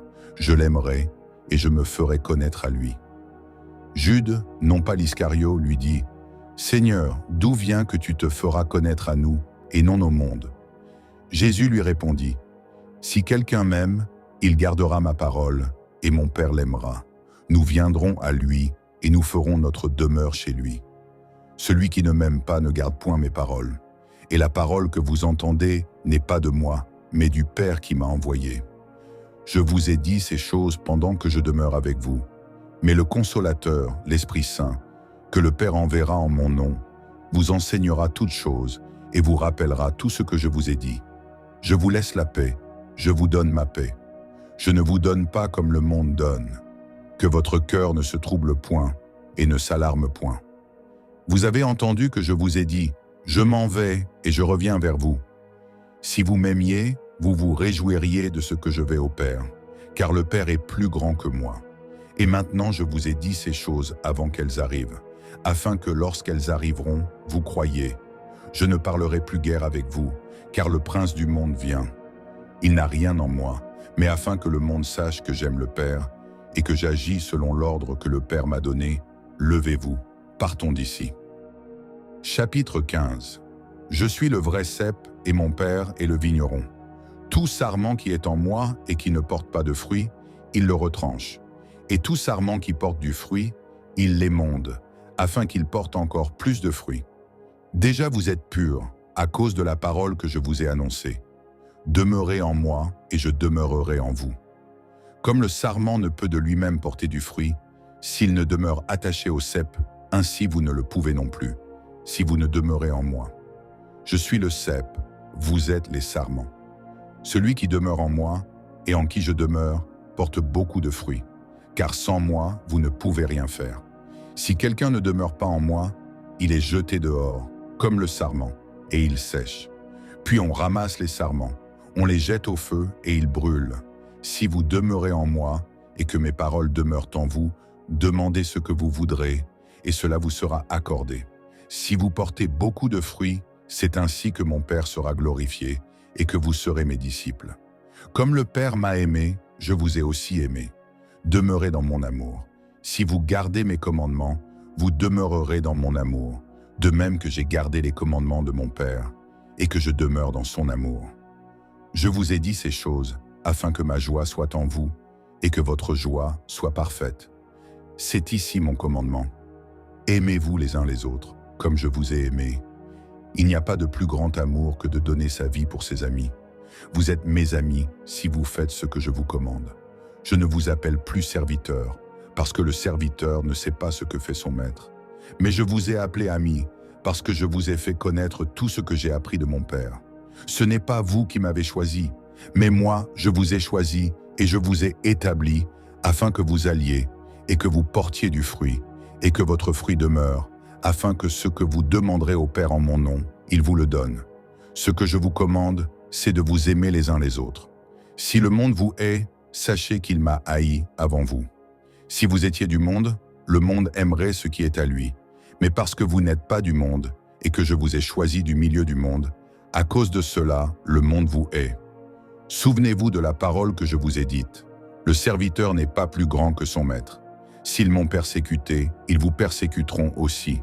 S'ils ont gardé ma parole, ils garderont aussi la vôtre. Mais ils vous feront toutes ces choses à cause de mon nom, parce qu'ils ne connaissent pas celui qui m'a envoyé. Si je n'étais pas venu et que je ne leur eusse point parlé, ils n'auraient pas de péché. Mais maintenant, ils n'ont aucune excuse de leur péché. Celui qui me hait est aussi mon Père. Si je n'avais pas fait parmi eux des œuvres que nul autre n'a faites, ils n'auraient pas de péché. Mais maintenant, ils les ont vus, et ils ont haï, et moi, et mon Père. Mais cela est arrivé afin que s'accomplisse la parole qui est écrite dans leur loi. Ils m'ont haï sans cause. Quand sera venu le Consolateur, que je vous enverrai de la part du Père, l'Esprit de vérité qui vient du Père, il rendra témoignage de moi. Et vous aussi, vous rendrez témoignage, parce que vous êtes avec moi dès le commencement. Chapitre 16. Je vous ai dit ces choses, afin qu'elles ne soient pas pour vous une occasion de chute. Ils vous excluront des synagogues, et même l'heure vient où quiconque vous fera mourir croira rendre un culte à Dieu. Et ils agiront ainsi, parce qu'ils n'ont connu ni le Père, ni moi. Je vous ai dit ces choses, afin que, lorsque l'heure sera venue, vous vous souveniez que je vous les ai dites. Je ne vous en ai pas parlé dès le commencement, parce que j'étais avec vous. Maintenant je m'en vais vers celui qui m'a envoyé, et aucun de vous ne me demande « Où vas-tu » Mais parce que je vous ai dit ces choses, la tristesse a rempli votre cœur. Cependant je vous dis la vérité. Il vous est avantageux que je m'en aille, car si je ne m'en vais pas, le Consolateur ne viendra pas vers vous. Mais si je m'en vais, je vous l'enverrai. Et quand il sera venu, il convaincra le monde en ce qui concerne le péché, la justice et le jugement. En ce qui concerne le péché, parce qu'il ne croit pas en moi, la justice, parce que je vais au Père, et que vous ne me verrez plus, le jugement, parce que le prince de ce monde est jugé. J'ai encore beaucoup de choses à vous dire, mais vous ne pouvez pas les porter maintenant.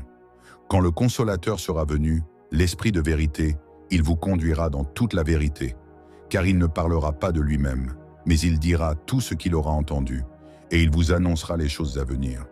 Il me glorifiera, parce qu'il prendra de ce qui est à moi, et vous l'annoncera. Tout ce que le Père a est à moi. C'est pourquoi j'ai dit qu'il prend de ce qui est à moi, et qu'il vous l'annoncera. Encore un peu de temps, et vous ne me verrez plus. Et puis encore un peu de temps, et vous me verrez, parce que je vais au Père. Là-dessus, quelques-uns de ses disciples dirent entre eux, « Que signifie ce qu'il nous dit? Encore un peu de temps, et vous ne me verrez plus. Et puis encore un peu de temps, et vous me verrez. Et, parce que je vais au Père, il disait-on, « Que signifie ce qu'il dit? Encore un peu de temps. » Nous ne savons de quoi il parle. Jésus connut qu'ils voulaient l'interroger et leur dit, « Vous vous questionnez les uns les autres sur ce que j'ai dit. Encore un peu de temps, et vous ne me verrez plus. Et puis encore un peu de temps, et vous me verrez. En vérité, je vous le dis, vous pleurerez et vous vous lamenterez, et le monde se réjouira. Vous serez dans la tristesse, mais votre tristesse se changera en joie. La femme, lorsqu'elle enfante, éprouve de la tristesse, parce que son heure est venue. Mais lorsqu'elle a donné le jour à l'enfant, elle ne se souvient plus de la souffrance, à cause de la joie qu'elle a de ce qu'un homme est né dans le monde. Vous donc aussi, vous êtes maintenant dans la tristesse, mais je vous reverrai, et votre cœur se réjouira, et nul ne vous ravira votre joie. En ce jour-là, vous ne m'interrogerez plus sur rien. En vérité, je vous le dis, ce que vous demanderez au Père, il vous le donnera en mon nom. Jusqu'à présent, vous n'avez rien demandé en mon nom. Demandez et vous recevrez, afin que votre joie soit parfaite. Je vous ai dit ces choses en parabole. L'heure vient où je ne vous parlerai plus en parabole, mais où je vous parlerai ouvertement du Père. En ce jour, vous demanderez en mon nom, et je ne vous dis pas que je prierai le Père pour vous, car le Père lui-même vous aime, parce que vous m'avez aimé, et que vous avez cru que je suis sorti de Dieu. Je suis sorti du Père, et je suis venu dans le monde. Maintenant je quitte le monde, et je vais au Père. Ses disciples lui dirent, « Voici, maintenant tu parles ouvertement, et tu n'emploies aucune parabole. Maintenant nous savons que tu sais toutes choses, et que tu n'as pas besoin que personne t'interroge. C'est pourquoi nous croyons que tu es sorti de Dieu. » Jésus leur répondit, « Vous croyez maintenant. Voici, l'heure vient, et elle est déjà venue, où vous serez dispersés chacun de son côté, et où vous me laisserez seul. Mais je ne suis pas seul, car le Père est avec moi. Je vous ai dit ces choses, afin que vous ayez la paix en moi. Vous aurez des tribulations dans le monde, mais prenez courage, j'ai vaincu le monde. » Chapitre 17. Après avoir ainsi parlé, Jésus leva les yeux au ciel et dit, « Père, l'heure est venue. Glorifie ton Fils, afin que ton Fils te glorifie, selon que tu lui as donné pouvoir sur toute chair, afin qu'il accorde la vie éternelle à tous ceux que tu lui as donnés. Or la vie éternelle, c'est qu'ils te connaissent, toi, le seul vrai Dieu, et celui que tu as envoyé, Jésus-Christ. Je t'ai glorifié sur la terre, j'ai achevé l'œuvre que tu m'as donnée à faire. Et maintenant toi, Père, glorifie-moi auprès de toi-même de la gloire que j'avais auprès de toi avant que le monde fût. J'ai fait connaître ton nom aux hommes que tu m'as donnés du milieu du monde. Ils étaient à toi et tu me les as donnés, et ils ont gardé ta parole. Maintenant ils ont connu que tout ce que tu m'as donné vient de toi, car je leur ai donné les paroles que tu m'as données, et ils les ont reçues, et ils ont vraiment connu que je suis sorti de toi, et ils ont cru que tu m'as envoyé. C'est pour eux que je prie. Je ne prie pas pour le monde, mais pour ceux que tu m'as donnés, parce qu'ils sont à toi. Et tout ce qui est à moi est à toi, et ce qui est à toi est à moi. Et je suis glorifié en eux. Je ne suis plus dans le monde, et ils sont dans le monde, et je vais à toi. Père Saint, garde en ton nom ceux que tu m'as donnés, afin qu'ils soient un comme nous. Lorsque j'étais avec eux dans le monde, je les gardais en ton nom. J'ai gardé ceux que tu m'as donnés, et aucun d'eux ne s'est perdu, sinon le fils de perdition, afin que l'écriture fût accomplie.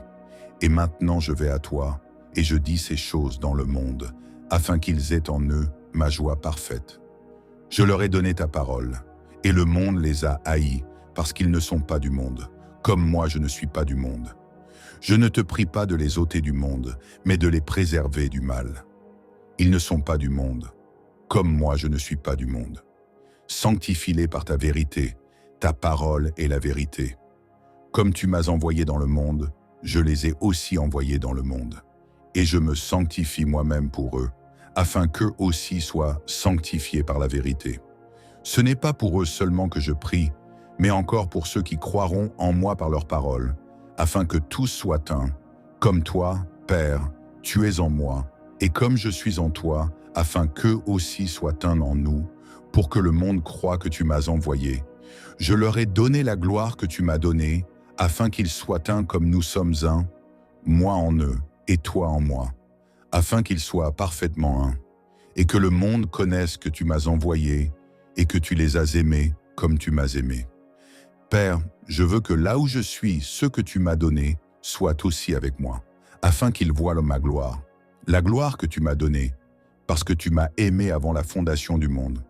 Père juste, le monde ne t'a point connu, mais moi je t'ai connu, et ceux-ci ont connu que tu m'as envoyé. Je leur ai fait connaître ton nom, et je le leur ferai connaître, afin que l'amour dont tu m'as aimé soit en eux, et que je sois en eux. Chapitre 18.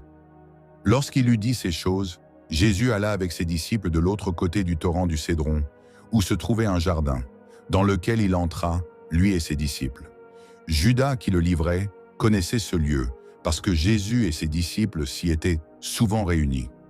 Judas donc, ayant pris la cohorte, et des huissiers qu'envoyèrent les principaux sacrificateurs et les pharisiens, vint là avec des lanternes, des flambeaux et des armes. Jésus, sachant tout ce qui devait lui arriver, s'avança et leur dit « Qui cherchez-vous » Ils lui répondirent « Jésus de Nazareth ». Jésus leur dit « C'est moi ». Et Judas, qui le livrait, était avec eux. Lorsque Jésus leur eut dit « C'est moi », ils reculèrent et tombèrent par terre. Il leur demanda de nouveau « Qui cherchez-vous » Et ils dirent « Jésus de Nazareth ». Jésus répondit « Je vous ai dit que c'est moi.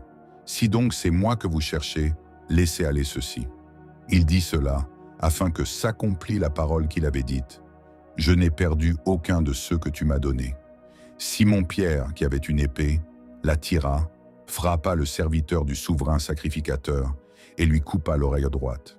Ce serviteur s'appelait Malchus. Jésus dit à Pierre, « Remets-moi ton épée dans le fourreau. Ne boirai-je pas la coupe que le Père m'a donnée à boire ?» La cohorte, le tribun et les huissiers des Juifs se saisirent alors de Jésus et le lièrent. Ils l'emmenèrent d'abord chez Anne, car il était le beau-père de Caïphe, qui était souverain sacrificateur cette année-là. Et Caïphe était celui qui avait donné ce conseil aux Juifs. Il est avantageux qu'un seul homme meure pour le peuple. Simon-Pierre, avec un autre disciple, suivait Jésus. Ce disciple était connu du souverain sacrificateur, et il entra avec Jésus dans la cour du souverain sacrificateur. Mais Pierre resta dehors près de la porte. L'autre disciple, qui était connu du souverain sacrificateur, sortit, parla à la portière, et fit entrer Pierre. Alors la servante, la portière, dit à Pierre, « Toi aussi, n'es-tu pas des disciples de cet homme ?» Il dit, « Je n'en suis point. » Les serviteurs et les huissiers, qui étaient de là, avaient allumé un brasier, car il faisait froid, et ils se chauffaient. Pierre se tenait avec eux et se chauffait. Le souverain sacrificateur interrogea Jésus sur ses disciples et sur sa doctrine. Jésus lui répondit, « J'ai parlé ouvertement au monde. J'ai toujours enseigné dans la synagogue et dans le temple, où tous les Juifs s'assemblent, et je n'ai rien dit en secret. Pourquoi m'interroges-tu? Interroge sur ce que je leur ai dit ceux qui m'ont entendu. Voici, ceux-là savent ce que j'ai dit. » À ces mots, un des huissiers, qui se trouvait là, donna un soufflet à Jésus, en disant, « Est-ce ainsi que tu réponds au souverain sacrificateur ?» Jésus lui dit, « Si j'ai mal parlé, fais voir ce que j'ai dit de mal. Et si j'ai bien parlé, pourquoi me frappes-tu » Anne l'envoya lier à Caïphe, le souverain sacrificateur. Simon-Pierre était là et se chauffait. On lui dit, « Toi aussi n'es-tu pas de ses disciples ?» Il le nia et dit, « Je n'en suis point. » Un des serviteurs du souverain sacrificateur, parent de celui à qui Pierre avait coupé l'oreille, dit, « Ne t'ai-je pas vu avec lui dans le jardin ?» Pierre le nia de nouveau. Et aussitôt le coq chanta. Ils conduisirent Jésus de chez Caïphe au prétoire. C'était le matin. Ils n'entrèrent point eux-mêmes dans le prétoire, afin de ne pas se souiller et de pouvoir manger la Pâque. Pilate sortit donc pour aller à eux, et il dit, « Quelle accusation portez-vous contre cet homme ?»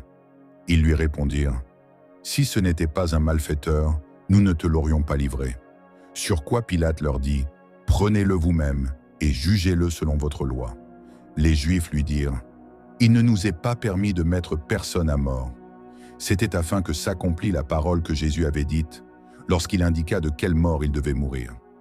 Pilate rentra dans le prétoire, appela Jésus et lui dit, « Es-tu le roi des Juifs ?» Jésus répondit, « Est-ce de toi-même que tu dis cela, ou d'autres te l'ont-ils dit de moi ?» Pilate répondit, « Moi suis-je juif? Ta nation et les principaux sacrificateurs t'ont livré à moi. Qu'as-tu fait? » « Mon royaume n'est pas de ce monde, » répondit Jésus. « Si mon royaume était de ce monde, mes serviteurs auraient combattu pour moi, afin que je ne fusse pas livré aux Juifs. Mais maintenant, mon royaume n'est point d'ici-bas. » Pilate lui dit, « Tu es donc roi ?» Jésus répondit, « Tu le dis, je suis roi. Je suis né et je suis venu dans le monde pour rendre témoignage à la vérité. Quiconque est de la vérité, écoute ma voix. » Pilate lui dit, « Qu'est-ce que la vérité ?» Après avoir dit cela, il sortit de nouveau pour aller vers les Juifs, et il leur dit, « Je ne trouve aucun crime en lui. Mais comme c'est parmi vous une coutume que je vous relâche quelqu'un à la fête de Pâques, voulez-vous que je vous relâche le roi des Juifs » Alors de nouveau tous s'écrièrent, non pas lui, mais Barabbas. Or Barabbas était un brigand. Chapitre 19. Alors Pilate prit Jésus et le fit battre de verges. Les soldats se tressèrent une couronne d'épines qu'ils posèrent sur sa tête, et ils le revêtirent d'un manteau de pourpre. Puis, s'approchant de lui, ils disaient « Salut, roi des Juifs !» Et ils lui donnaient des soufflets. Pilate sortit de nouveau et dit aux Juifs « Voici, je vous l'amène dehors, afin que vous sachiez que je ne trouve en lui aucun crime. » Jésus sortit donc, portant la couronne d'épines et le manteau de pourpre. Et Pilate leur dit « Voici l'homme. » Lorsque les principaux sacrificateurs et les huissiers le virent, ils s'écrièrent « Crucifie, crucifie !» Pilate leur dit « Prenez-le vous-même et crucifiez-le, car moi, je ne trouve point de crime en lui. » Les Juifs lui répondirent « Nous avons une loi, et selon notre loi, il doit mourir, parce qu'il s'est fait fils de Dieu. » Quand Pilate entendit cette parole, sa frayeur augmenta. Il rentra dans le prétoire, et il dit à Jésus « D'où es-tu » Mais Jésus ne lui donna point de réponse. Pilate lui dit « Est-ce à moi que tu ne parles pas? Ne sais-tu pas que j'ai le pouvoir de te crucifier, et que j'ai le pouvoir de te relâcher ?» Jésus répondit « Tu n'aurais sur moi aucun pouvoir, s'il ne t'avait été donné d'en haut. C'est pourquoi celui qui me livre à toi commet un plus grand péché. » Dès ce moment, Pilate cherchait à le relâcher. Mais les Juifs criaient « Si tu le relâches, tu n'es pas ami de César. Quiconque se fait roi se déclare contre César. » Pilate, ayant entendu ces paroles, amena Jésus dehors, et il s'assit sur le tribunal au lieu appelé le pavé, et en hébreu Gabata. C'était la préparation de la Pâque, et environ la 6e heure. Pilate dit aux Juifs « Voici votre roi. » Mais ils s'écrièrent « Ôte, ôte, crucifie-le. » Pilate leur dit « Crucifierai-je votre roi ?» Les principaux sacrificateurs répondirent « Nous n'avons de roi que César. » Alors il le leur livra pour être crucifié. Ils prirent donc Jésus et l'emmenèrent. Jésus, portant sa croix, arriva au lieu du crâne, qui se nomme en hébreu Golgotha. C'est là qu'il fut crucifié, et 2 autres avec lui, un de chaque côté, et Jésus au milieu.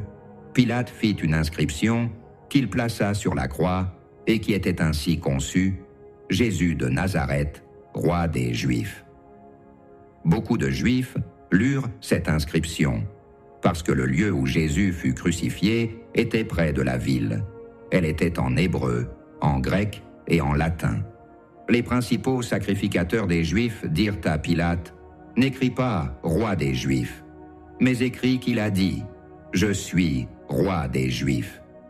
Pilate répondit « Ce que j'ai écrit, je l'ai écrit ». Les soldats, après avoir crucifié Jésus, prirent ses vêtements, et ils en firent 4 parts, une part pour chaque soldat. Ils prirent aussi sa tunique, qui était sans couture, d'un seul tissu depuis le haut jusqu'en bas. Et ils dirent entre eux, « Ne la déchirons pas, mais tirons au sort à qui elle sera. » Cela arriva afin que s'accomplisse cette parole de l'Écriture. Ils se sont partagés mes vêtements, et ils ont tiré au sort ma tunique. Voilà ce que firent les soldats. Près de la croix de Jésus se tenaient sa mère et la sœur de sa mère, Marie, femme de Clopas, et Marie de Magdala.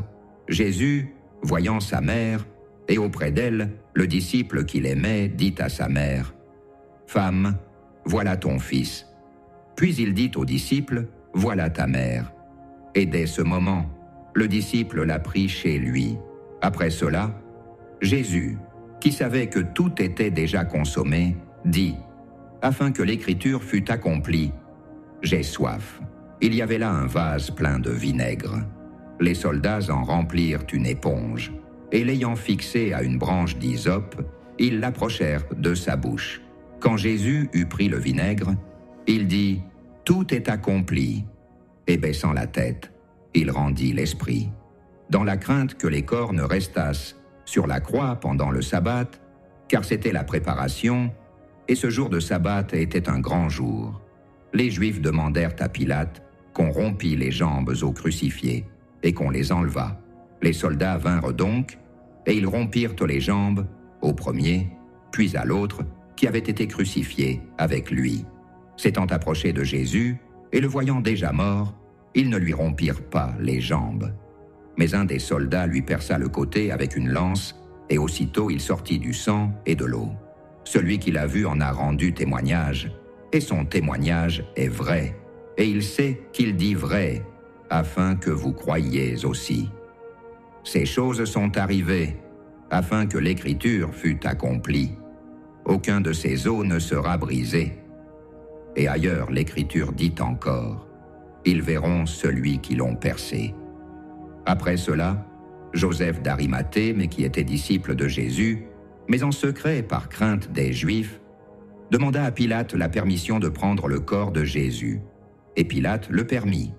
Il vint donc et prit le corps de Jésus. Nicodème, qui auparavant était allé de nuit vers Jésus, vint aussi apportant un mélange d'environ 100 livres de myrrhe et d'aloès. Ils prirent donc le corps de Jésus et l'enveloppèrent de bandes, avec les aromates, comme c'est la coutume d'ensevelir chez les Juifs. Or, il y avait un jardin dans le lieu où Jésus avait été crucifié. Et dans le jardin, un sépulcre neuf, où personne encore n'avait été mis. Ce fut là qu'ils déposèrent Jésus, à cause de la préparation des Juifs, parce que le sépulcre était proche. Chapitre 20. Le premier jour de la semaine, Marie de Magdala se rendit au sépulcre dès le matin, comme il faisait encore obscur, et elle vit que la pierre était ôtée du sépulcre. Elle courut vers Simon-Pierre et vers l'autre disciple que Jésus aimait, et leur dit, « Ils ont enlevé du sépulcre le Seigneur, et nous ne savons où ils l'ont mis. » Pierre et l'autre disciple sortirent et allèrent au sépulcre. Ils couraient tous deux ensemble. Mais l'autre disciple courut plus vite que Pierre et arriva le premier au sépulcre. S'étant baissé, il vit les bandes qui étaient à terre. Cependant, il n'entra pas. Simon-Pierre, qui le suivait, arriva et entra dans le sépulcre. Il vit les bandes qui étaient à terre, et le linge qu'on avait mis sur la tête de Jésus, non pas avec les bandes, mais plié dans un lieu à part. Alors l'autre disciple, qui était arrivé le premier au sépulcre, entra aussi, et il vit, et il crut, car il ne comprenait pas encore que, selon l'Écriture, Jésus devait ressusciter des morts. Et les disciples s'en retournèrent chez eux. Cependant, Marie se tenait dehors près du sépulcre et pleurait. Comme elle pleurait, elle se baissa pour regarder dans le sépulcre. Et elle vit 2 anges, vêtus de blanc, assis à la place où avait été couché le corps de Jésus, l'un à la tête, l'autre aux pieds. Ils lui dirent, « Femme, pourquoi pleures-tu » Elle leur répondit, « Parce qu'ils ont enlevé mon Seigneur, et je ne sais où ils l'ont mis. » En disant cela, elle se retourna, et elle vit Jésus debout. Mais elle ne savait pas que c'était Jésus. Jésus lui dit, « Femme, pourquoi pleures-tu? Qui cherches-tu » Elle, pensant que c'était le jardinier, lui dit, « Seigneur, si c'est toi qui l'as emporté, dis-moi où tu l'as mis et je le prendrai. » Jésus lui dit, « Marie. » Elle se retourna et lui dit en hébreu, « Rabouni », c'est-à-dire « Maître ». Jésus lui dit, « Ne me touche pas, car je ne suis pas encore monté vers mon Père. Mais va trouver mes frères, et dis-leur que je monte vers mon Père et votre Père, vers mon Dieu et votre Dieu. » Marie de Magdala alla annoncer aux disciples qu'elle avait vu le Seigneur et qu'il lui avait dit ces choses. Le soir de ce jour, qui était le premier de la semaine, les portes du lieu où se trouvaient les disciples étant fermées, à cause de la crainte qu'ils avaient des Juifs, Jésus vint, se présenta au milieu d'eux et leur dit, « La paix soit avec vous. » Et quand il eut dit cela, il leur montra ses mains et son côté. Les disciples furent dans la joie en voyant le Seigneur. Jésus leur dit de nouveau, « La paix soit avec vous.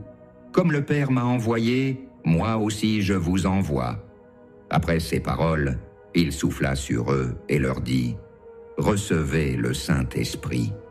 Ceux à qui vous pardonnerez les péchés, ils leur seront pardonnés, et ceux à qui vous les retiendrez, ils leur seront retenus. » Thomas, appelé Didyme, l'un des 12, n'était pas avec eux lorsque Jésus vint.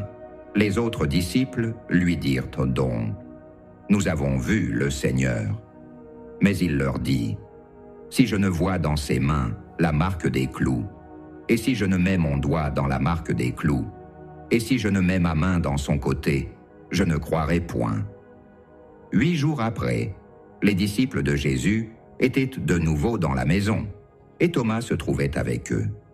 Jésus vint, les portes étant fermées, se présenta au milieu d'eux et dit, « La paix soit avec vous. » Puis il dit à Thomas, « Avance ici ton doigt, et regarde mes mains.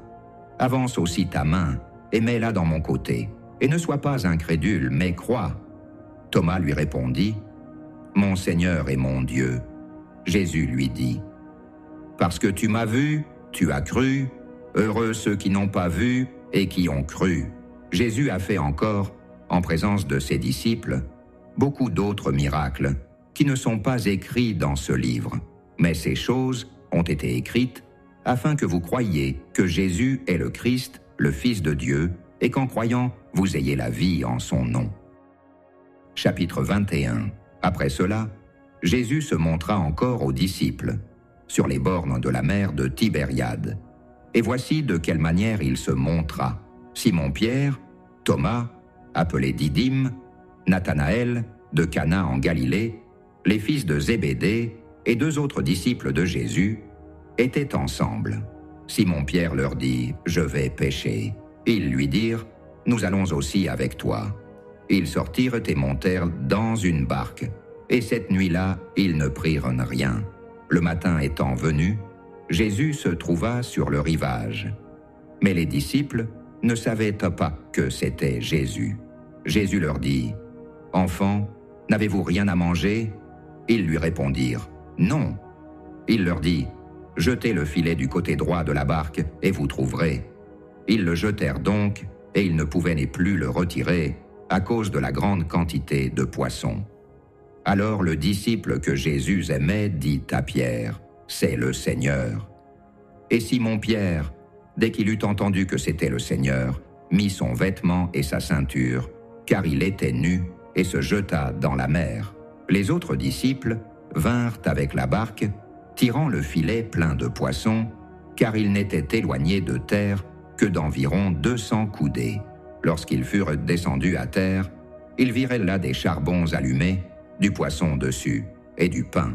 Jésus leur dit, « Apportez des poissons que vous venez de prendre. » Simon-Pierre monta dans la barque et tira à terre le filet, plein de 153 grands poissons.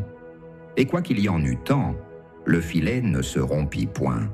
Jésus leur dit, « Venez, mangez. » Et aucun des disciples n'osait lui demander, « Qui es-tu ?» sachant que c'était le Seigneur. Jésus s'approcha, prit le pain et leur en donna. Il fit de même du poisson. C'était déjà la 3e fois que Jésus se montrait à ses disciples depuis qu'il était ressuscité des morts. Après qu'ils eurent mangé, Jésus dit à Simon-Pierre, « Simon, fils de Jonas, m'aimes-tu plus que ne m'aiment ceux-ci » Il lui répondit, « Oui, Seigneur, tu sais que je t'aime. » Jésus lui dit, « Paie mes agneaux. » Il lui dit une seconde fois, « Simon, fils de Jonas, m'aimes-tu » Pierre lui répondit, « Oui, Seigneur, tu sais que je t'aime. » Jésus lui dit, « Paisse mes brebis. » Il lui dit pour la 3e fois, « Simon, fils de Jonas, m'aimes-tu » Pierre fut attristé de ce qu'il lui avait dit pour la 3e fois. « M'aimes-tu » Et il lui répondit, « Seigneur, tu sais toutes choses, tu sais que je t'aime. » Jésus lui dit, « Paie mes brebis. » En vérité, je te le dis, quand tu étais plus jeune, tu te saignais toi-même et tu allais où tu voulais. Mais quand tu seras vieux, tu étendras tes mains et un autre te ceindra et te mènera où tu ne voudras pas. » Il dit cela pour indiquer par quelle mort Pierre glorifierait Dieu. Et ayant ainsi parlé, il lui dit « Suis-moi. » Pierre, s'étant retourné, vit venir après eux le disciple que Jésus aimait, celui qui, pendant le souper, s'était penché sur la poitrine de Jésus et avait dit « Seigneur, qui est celui qui te livre ?» En le voyant, Pierre dit à Jésus « Et celui-ci, Seigneur, que lui arrivera-t-il » Jésus lui dit « Si je veux qu'il demeure jusqu'à ce que je vienne, que t'importe? Toi, suis-moi. » Là-dessus, le bruit courut parmi les frères que ce disciple ne mourrait point. Cependant, Jésus n'avait pas dit à Pierre qu'il ne mourrait point. Mais « Si je veux qu'il demeure jusqu'à ce que je vienne, que t'importe? » C'est ce disciple qui rend témoignage de ces choses et qui les a écrites. Et nous savons que son témoignage est vrai. Jésus a fait encore beaucoup d'autres choses. Si on les écrivait en détail, je ne pense pas que le monde même pût contenir les livres qu'on écrirait. Voici l'Évangile selon l'apôtre Jean. Abonne-toi et partage-le, et que Dieu te bénisse.